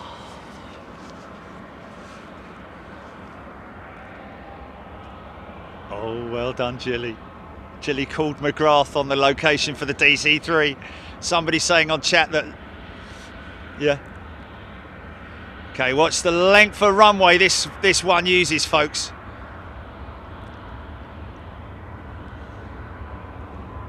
Power of 2 Dreamliners right there. Audio, Jilly, audio.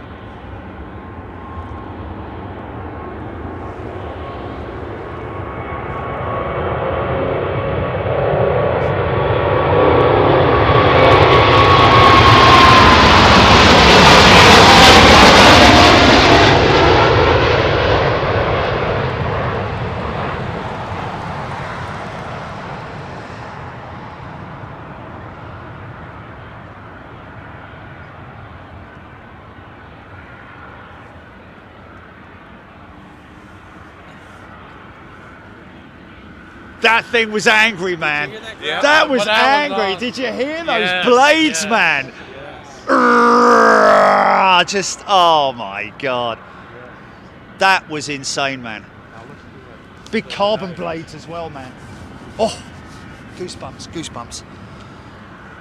Okay, MD-11, folks. These things can growl as well, can't they? Yes, absolutely. Depends on how heavy they are, but that rear engine yesterday we saw lots of intake of moisture. Okay, I think he's rolling it straight out, and there is the moisture intake on the number 2.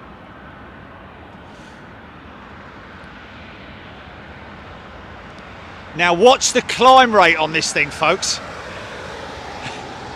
If you're on flight radar, you'll be able to track how steep this thing is climbing. Watch this. Richard Branson, eat your flipping heart out.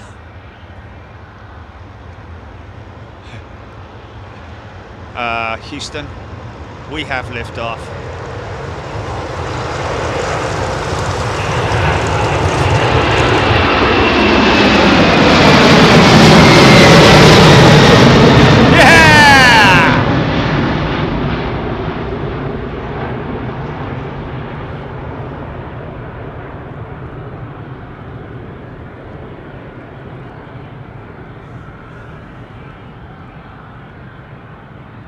It's actually, to be honest with you, quite a low departure for an MD-11. The one this morning was just like insane. What was it, 5,000 feet a minute or something stupid like that, Jilly?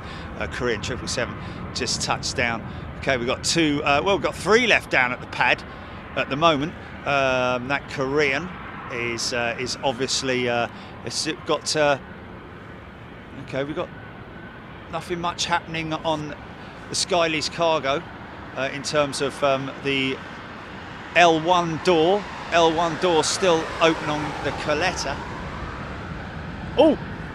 Ha ha ha! Here we go! That's been there since this morning.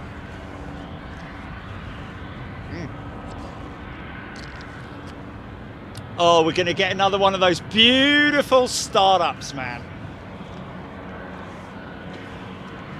If you weren't here earlier, folks, please share the feed and share the aviation love, because even if you've got friends that are maybe you're a little bit sort of like, you know, because not everyone makes it public that they, you know, with all their mates that they like aeroplanes like we do, you know what I mean? Because I got one of my mates that I play golf with, I'm like, oh my God, I saw this and I saw that, and he's like, oh yeah, really?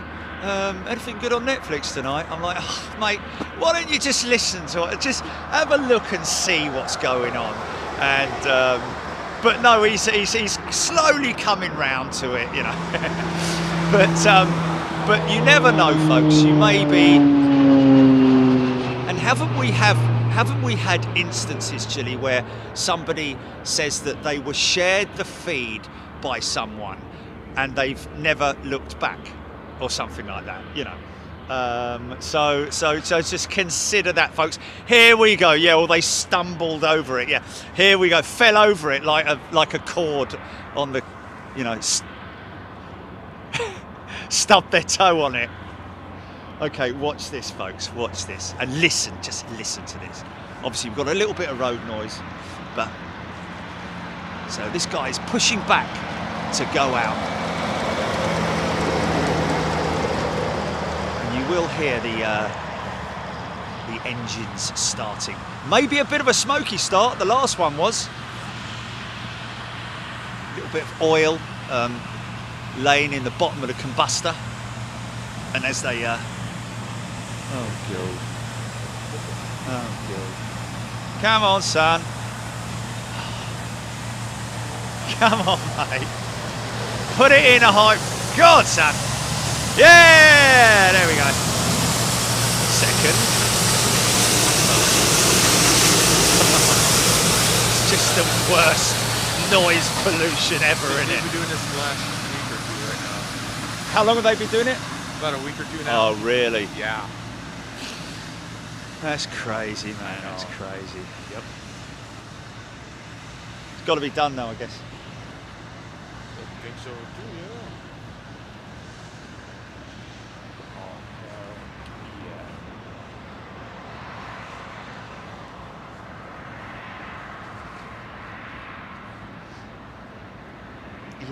Yeah. I see You some never grease know. in Get those sharing, rafts folks. here. Get sharing.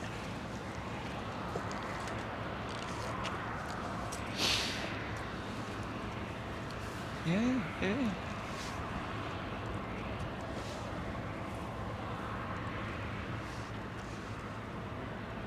Oh, bless him. So you see a fella walking out with him, folks. Obviously you've got the tug operator, and the fella on the left there, I think you'll find, is the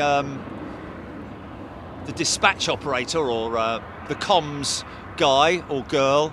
Will hook up, will actually already be hooked up. In fact, you might see the lead.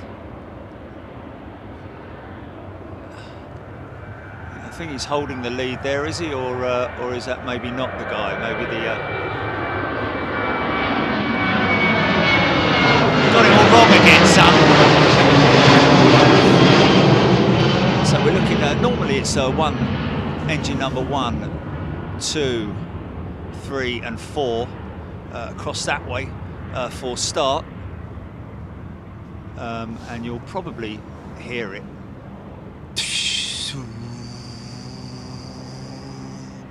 a little bit, but these are kind of whistly. Pratt & Whitney's, I think, or CF6, one of the two. It's got to be. So unhitch that the tug. Asiana 747. Passenger to jet to freight conversion. So pulling it forward a little bit, but at this point they will start the engines.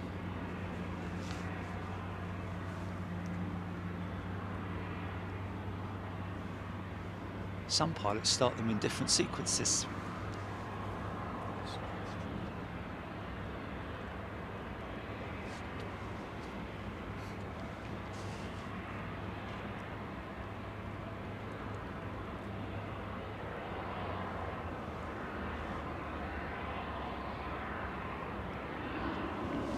Oh, that's really cool.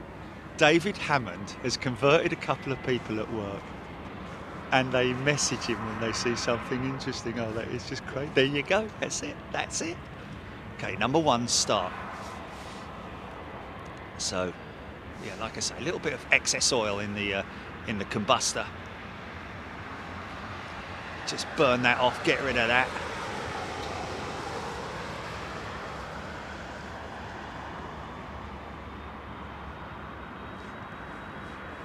Oh, okay. They are Pratt & Whitney's, are they? Well, Thank you, know. sir. Can't tell. 4000s. Yeah, so the sequence is 4, 1, 2, 3 on that. And they start at 1 at a time.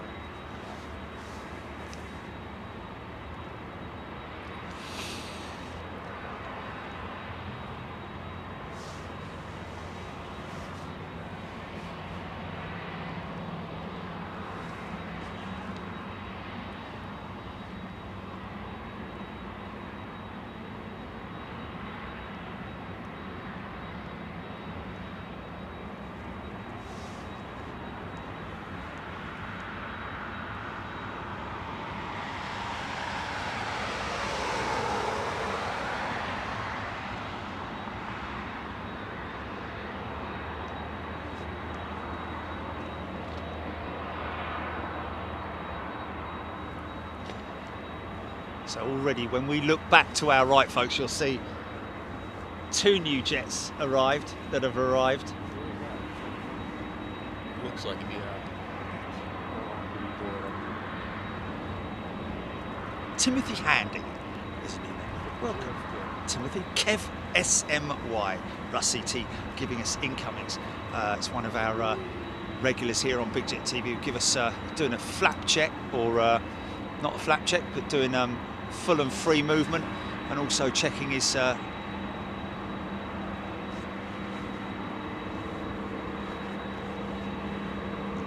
ground spoilers, elevators and rudder, in whichever order he prefers, or she prefers, should I say.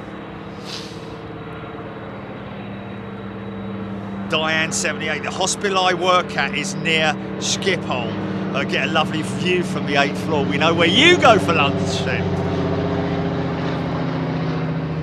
Rab H, Sarah Deal, John JG, just shared on Twitter with 570 followers. Fair play. Nice one, John G. Never asked that before, have we? Texas Taco replacement cowling on number 3. Indeed it is. Okay, listen to this.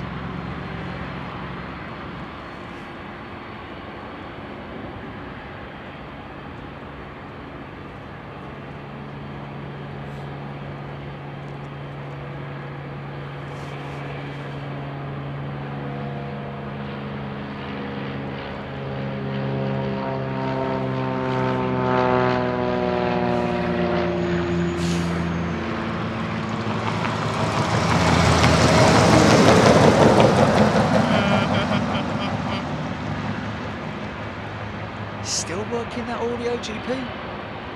Audio's still working, is it? Wow.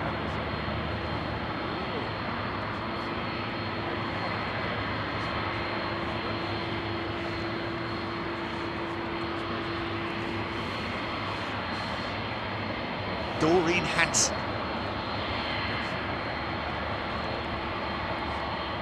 Yes, Doreen saying thank you to everybody who contributed interesting information today, which is fantastic. We're talking about technical information, anything about aeroplanes that you might question, then please feel free to ask. Oh my God. Oh my God.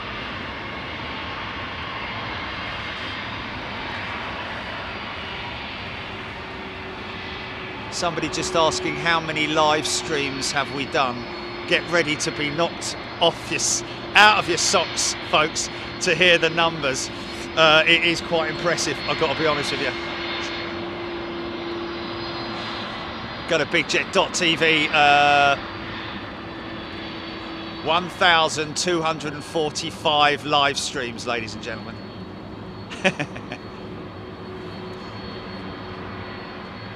Oh, mate. You know what?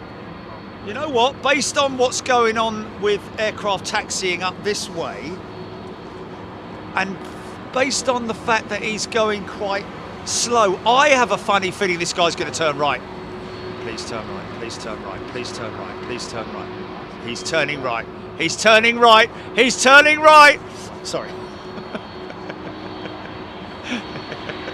Oh my God. Oh my God.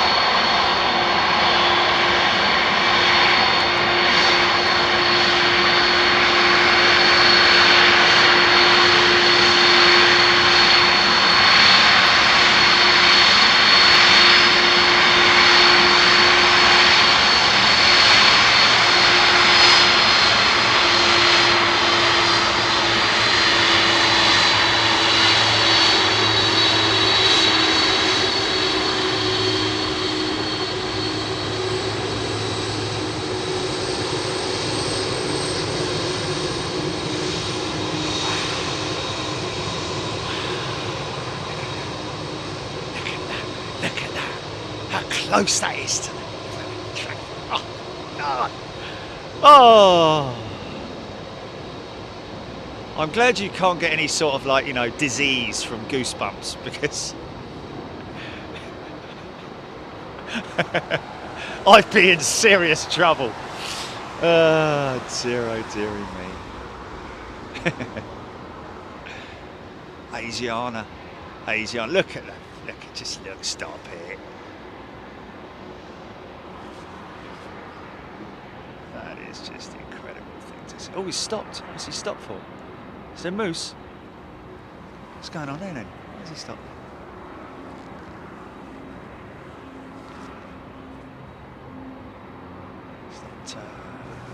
It's kind of unusual.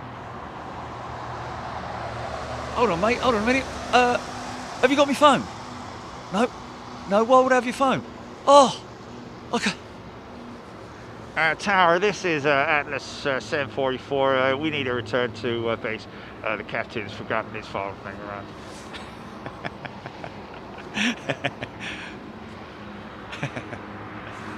Sorry about that. Whoa, here we go, here we go.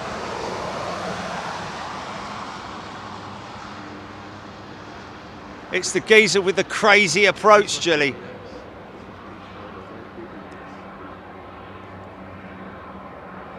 That's probably what he's waiting for, I imagine.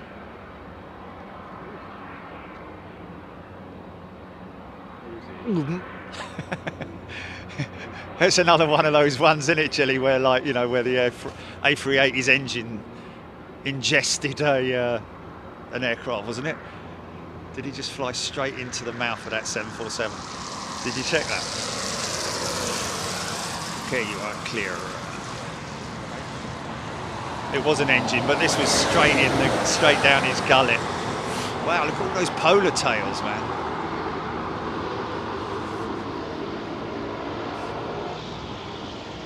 We should put that up, man. We should put that up, Jilly, and do a burp. Yeah. Interesting to see so many polar tails parked up down there. They're normally up here, aren't they? Yes, absolutely. They must be, oh yeah, yeah, of course, Coletta, yeah. Yes, yes.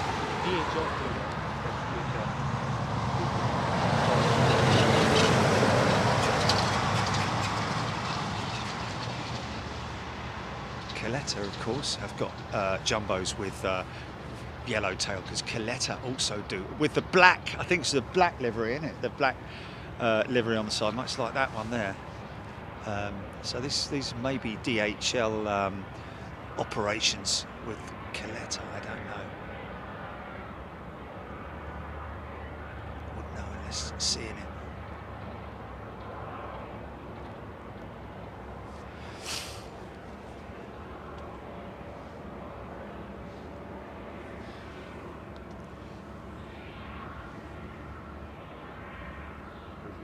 There we go, abandoned UK. Ted Stevens, the guy who the airport was named after.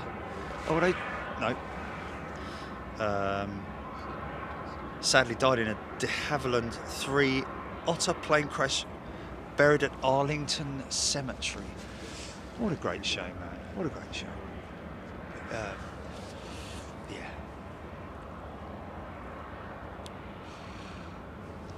Oh, okay.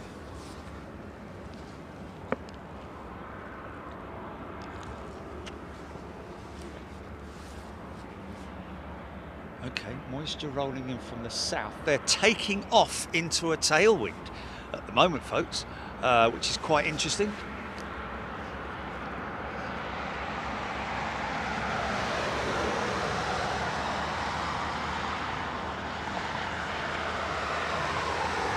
Abby's birthday today. First flying lesson. When is it, Julie? It's taking off into on Saturday. Best of luck, Abby. Yes, fly me home.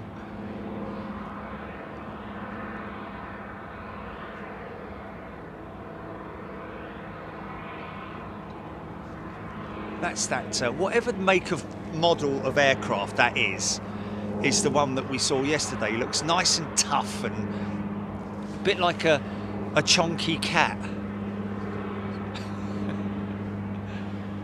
Whatever model that is the kind of seaplane that I would like. And interesting also, something that I noticed when I was driving past the seaport dispersals where they park their aircraft up on the hard standing, was an aircraft with skids and wheels. I know we were talking about that earlier. So, but I think they were more. Would they be for water? Because they were more like water ski type things. I don't know if they were, because you wouldn't use it in the snow, would you? Or it would have to be powdered snow, I'm guessing. Yeah, you could use it in powdered snow, not on icy, hard packed snow. So that one that's just taxied off down there is a pure freighter, folks. We've got a couple of ex-passenger. Did you say ex-leopard? Oh yeah, there I was, Governor. Minding my own business. Geezer comes along, cures me, doesn't he? Hey.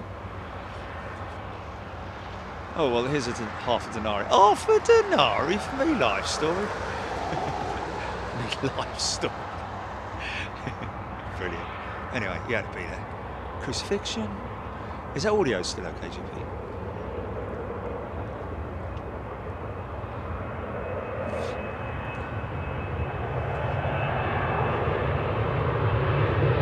Wow, long run for this guy.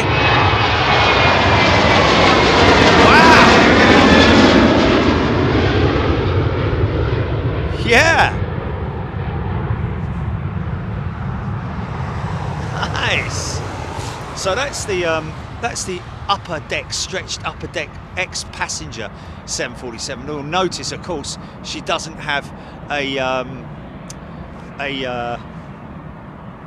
she doesn't have a swing nose like the other. But if you look at her from sort of like that position forward, it is exactly the same as the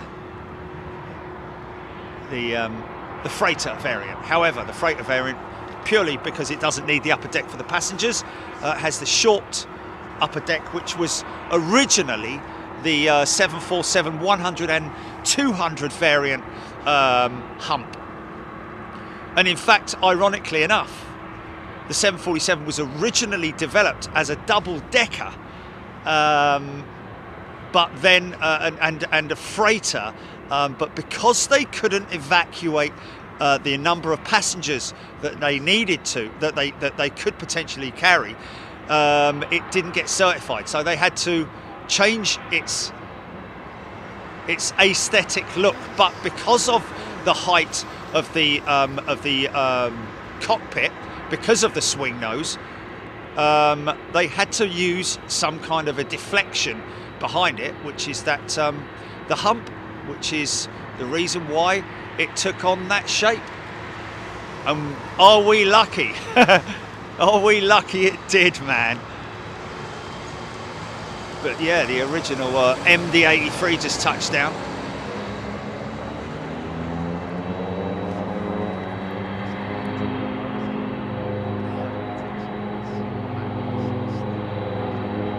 Palm it, brilliant.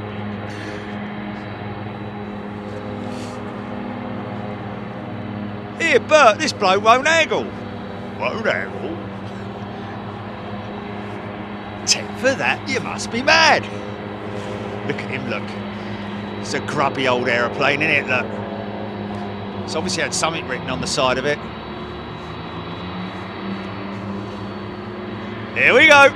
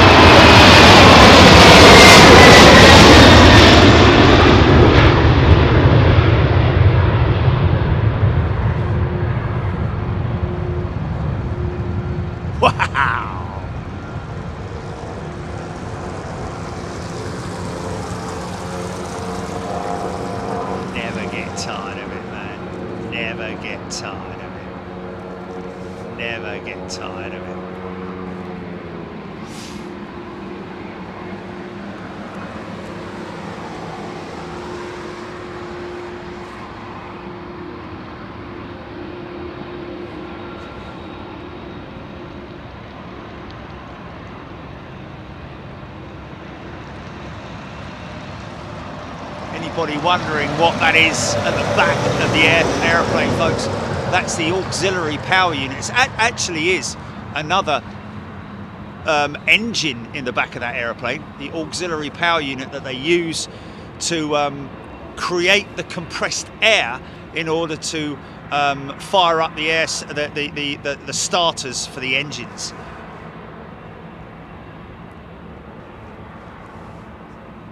And then once they fired up one engine, they just cut off the feed to that engine and then start up number 2, 3 and 4.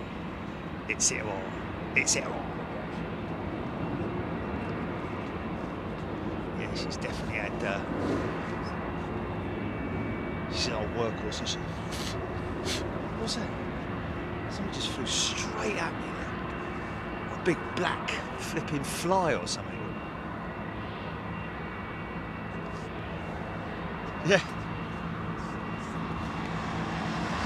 Yeah. Alaskan cockchafer, the dive bombing type, the dive bombing variant.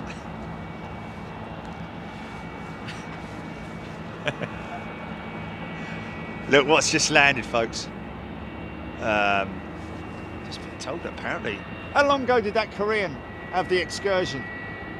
August 1st. August 1st, what, last year, yeah? This year. Oh, this year? No, August 47, I slid over here.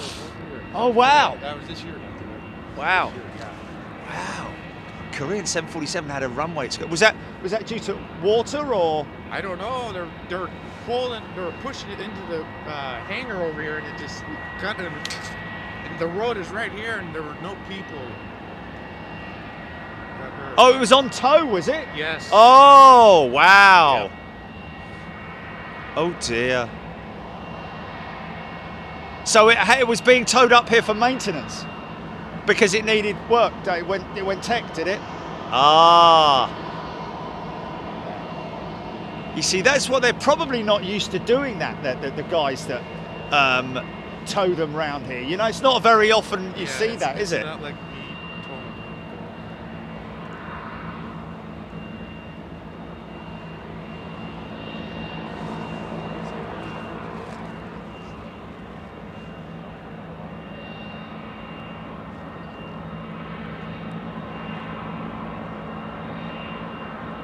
Oh, 747 on the move. Is that the all-white Coletta 747? It is. See, I could eat my blueberry muffin now, Jilly, because I've got people to look out for me just in case there's a bear creeps up behind me. Oi, can I have a bit of that? Oh, you can have it all, mate. Go on, do you mind if I throw it over there so you can go after it, and I'll run the other way, if that's all right? If that's the deal, you can have me muffin.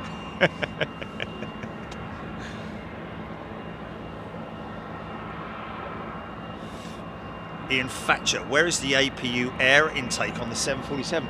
Great question. There from Ian Thatcher, and there it is.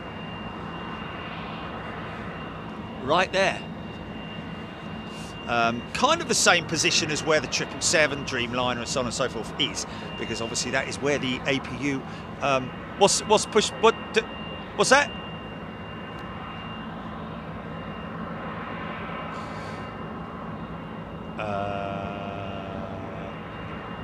Not from what I can see.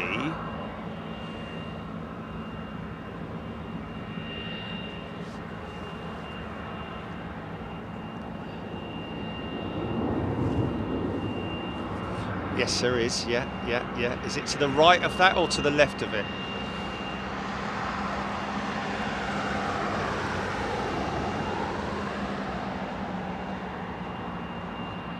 And I'm not seeing any.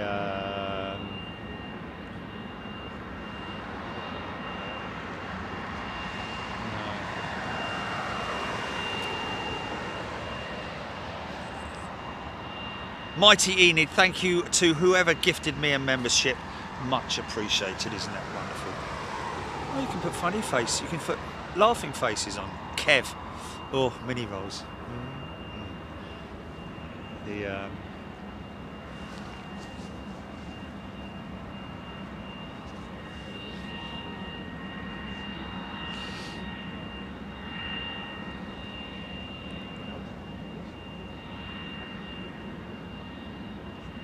again, taking off into a tailwind. Very interesting, because any other airfield that we've been to, if the SOC was at that angle, I can assure you that they would definitely be changing runways. Operations, should I say. What's that, GP?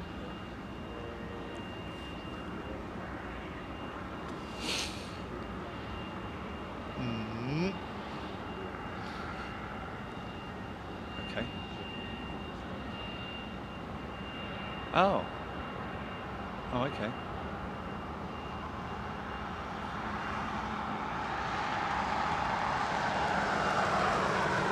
So where are you from, folks? If you're a new member, tell me where you're from, where you're watching from. Quite important in any case, because people watching from all over the world. And folks tuning in from Australia yesterday, dare say we've got them arriving in a little bit. Still early doors there, and of course late in the UK. We've got stragglers in the UK. We've got folks here right here in Anchorage. Believe it or not, it's fantastic to have so many great members and community, a global aviation community. It is wonderful. Again, folks, I have to say, if you're coming here and filming for your YouTube channel, make sure you get a permit. Just out of respect for the airport themselves, make sure that you let them know that you're going to be here, what you're filming for, and that you're you need to pay your dues, basically, to reproduce any live content or any pre-recorded content across any YouTube channel or anything like that. It needs to be permitted. This stream is brought to you by Phil Wilson, tuning in from Belfast in Ireland. Early doors, Regan Mackin, East Midlands. Melody in Saskatchewan. Love that. Jazz, wouldn't a dirty plane be less efficient through the air, therefore burning more fuel? Yes, Jazz, but you'd have to like literally coat it in a layer of mud or something for it to be that inefficient, should I say, or for it to be affected that much, should I say. Okay, a race between the truck and the 747. And I think the 747 will win.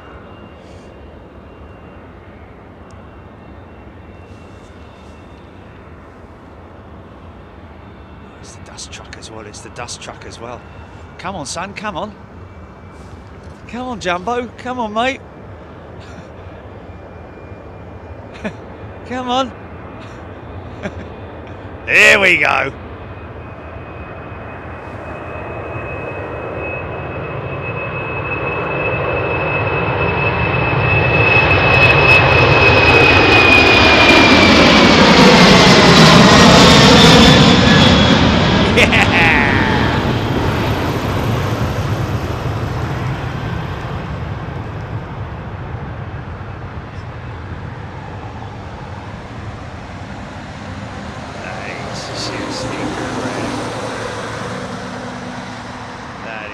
Just incredible.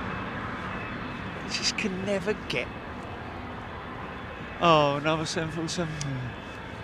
It's like Dreamliners at Heathrow, for crying out loud.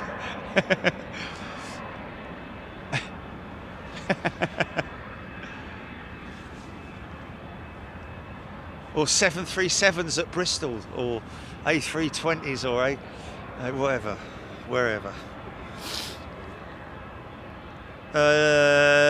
Livonia, Livin. Why does the 747 have two APU generators? Does it? I think it just has the one. I don't know where you got that one from. John Fisher, great to see you from Vancouver Island, Canada. Alaska Airline flies over me all day long on the way to Anchorage. Lancashire, MC's in Lancashire. Hammy Inc., the force is strong in the United Kingdom. Big old juicy 747.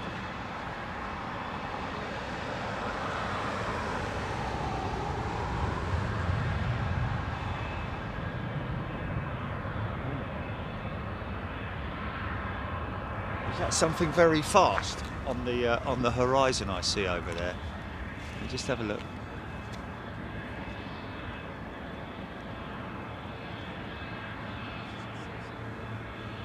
Oh no, it's helicopter.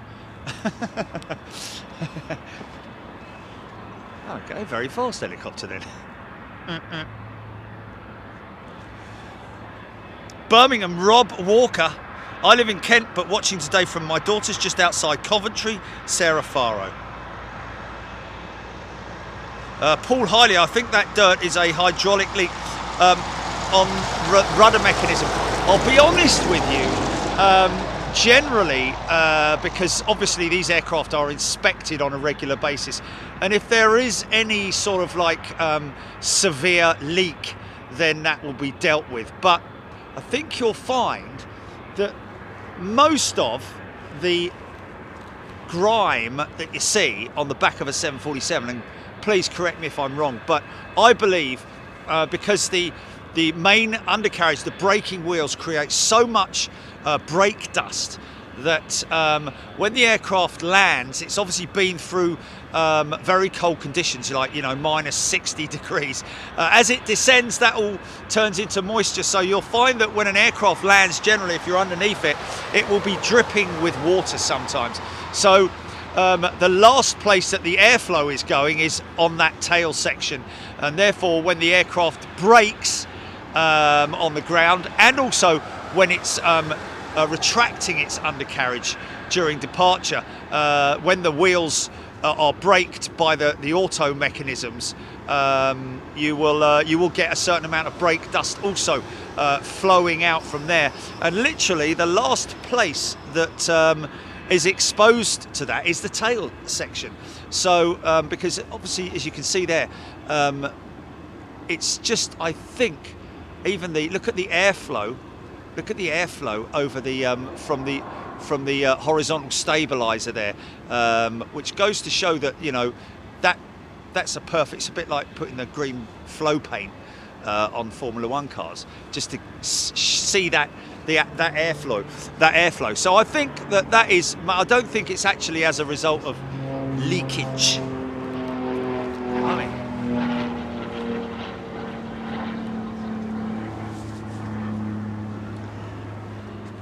mean, interestingly, Timmy saying earlier on, because you've seen me the colour of my jacket, Jilly, yeah? Seen the colour of my jacket, right? Okay, seen the colour of my jacket, yeah? Right? And he said we couldn't see you. Well, the thing is, it's quite. If you look at the foliage over there, look at the colour of the foliage. Yeah, I blend in too much. But I was waving, you know. No, because we can see that it looks so massive from our view, but when you're on board the aircraft, objects that are like when I taxi past the Renaissance or, you know, the Courtyard Hotel when I'm turning on, it's a little dot on the horizon, isn't it? Even though it's only sort of like, you know, a few hundred yards away, or however long it may be. Hello. Right, so. Yeah.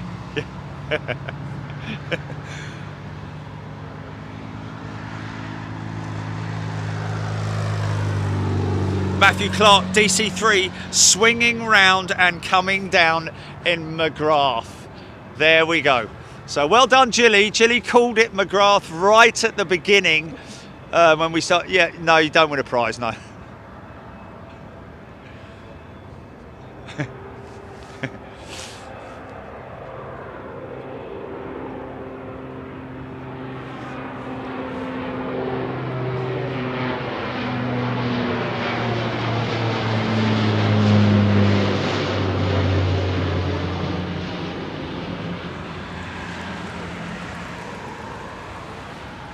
Audio's still working. Blimey.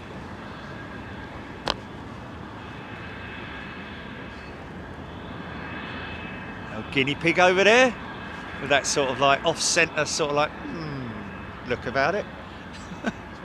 It's an optical illusion, isn't it? That is dead centre in it, but it just looks off-centre because of, I think, the lighting on the nose. So the telltale sign, folks, with a 747 when it's ready to go will be the L1 doors will be closed, and both of those jets at this stage not able to see. I'm wondering. I think that that's been there a long time, that Air China 747. L1 door firmly closed. I don't think that just talking to Timmy about that the Asian carriers generally tend to keep the crew on board and do crew swap. Must be pretty tight in there. I wonder if they used to do crew layovers pre-COVID. Autumnal diesel 13.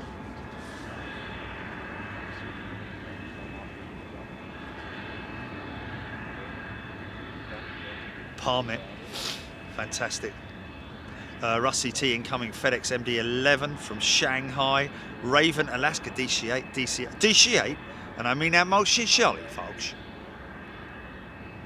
Alaska, Raven Alaska -8-100.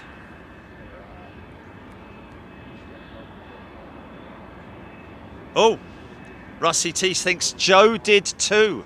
Possibly, Jelly. You might have a bit of a competitor there. Joe called it too, apparently. Joe called McGrath too.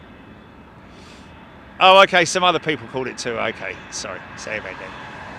Okay. Well, I have to say it was very early on in the flight that Jilly called it.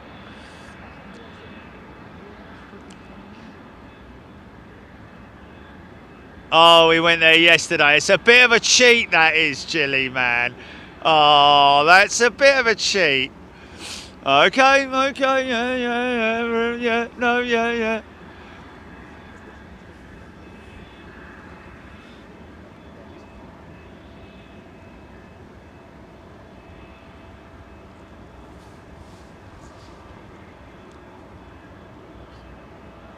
Ken Alloway, it's an optical illusion. Okay, right, and also don't forget we've got that collector jet on the end of the line. He's also doing probably a crew swap, I'd imagine.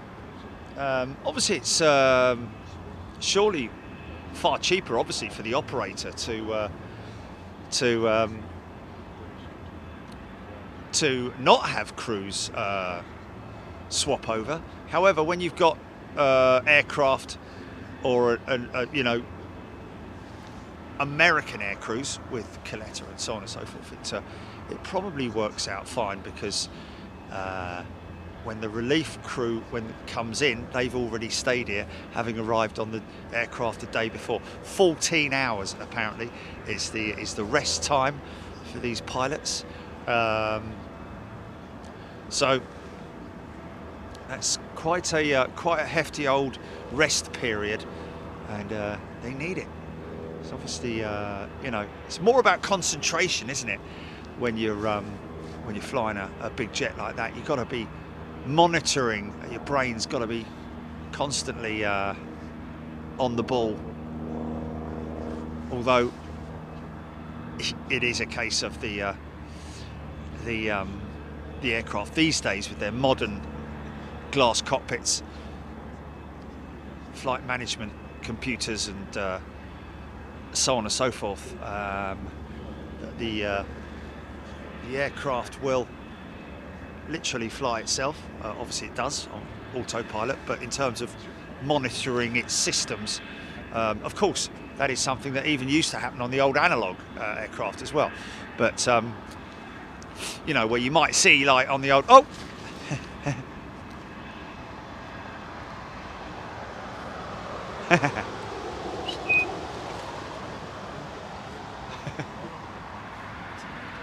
that's what my chap Russell used to do. Do you want to go in the car? Do you want to go in the car? Absolutely mad.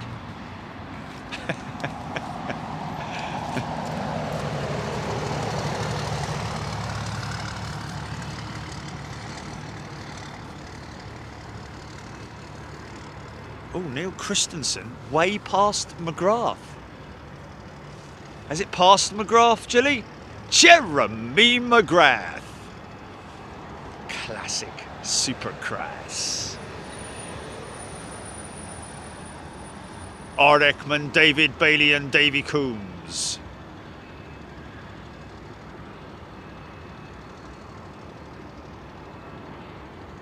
Oh, okay. It might be going to Kodiak Island, was it? Okay. So it's going past McGrath. So we're all wrong then.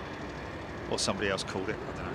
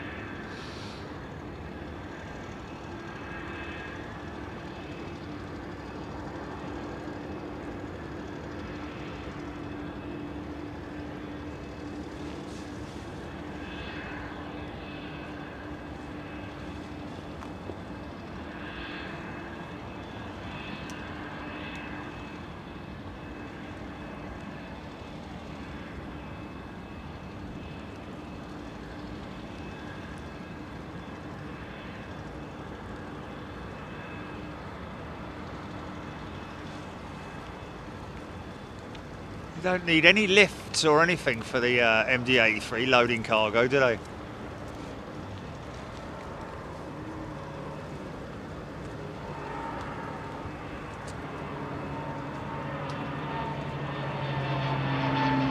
All weathers, folks. regardless of what the weather's doing.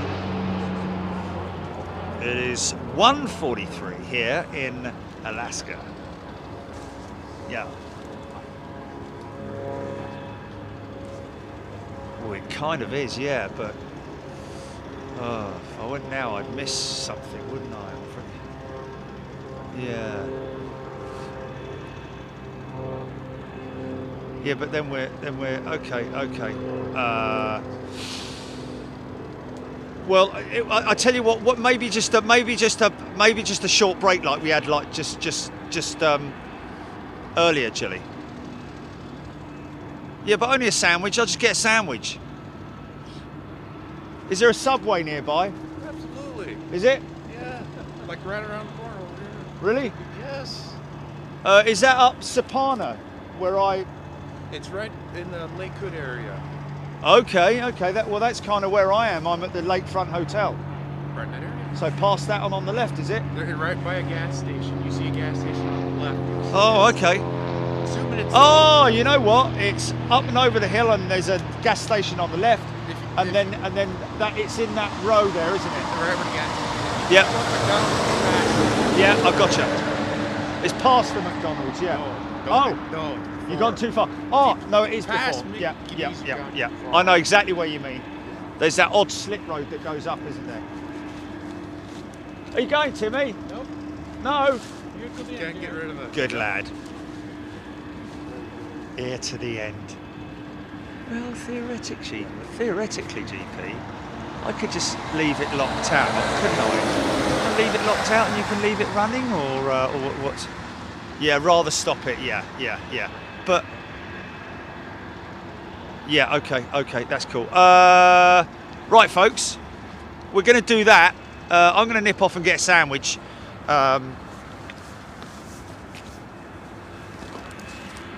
So don't go too far.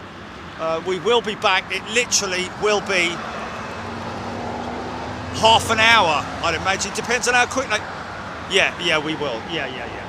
And depends on how long it takes them to make the sandwich.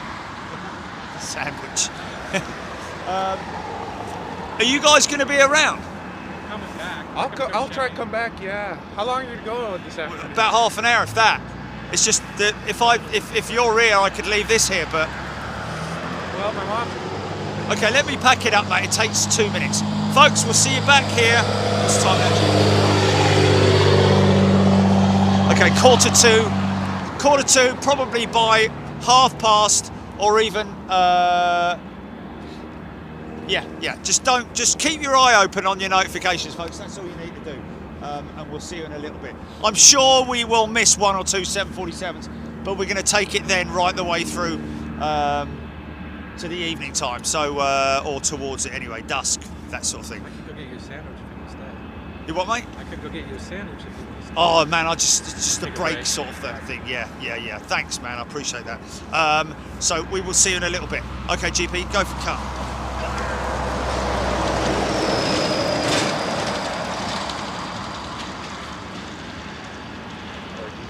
Get him, Timmy. How long does it take to break down?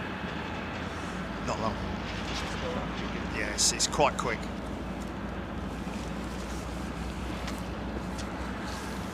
You made my year, Jerry. You really did. Nah, man. Come on. Seriously, I'm a fan. Really? This is my 5 months with you. I've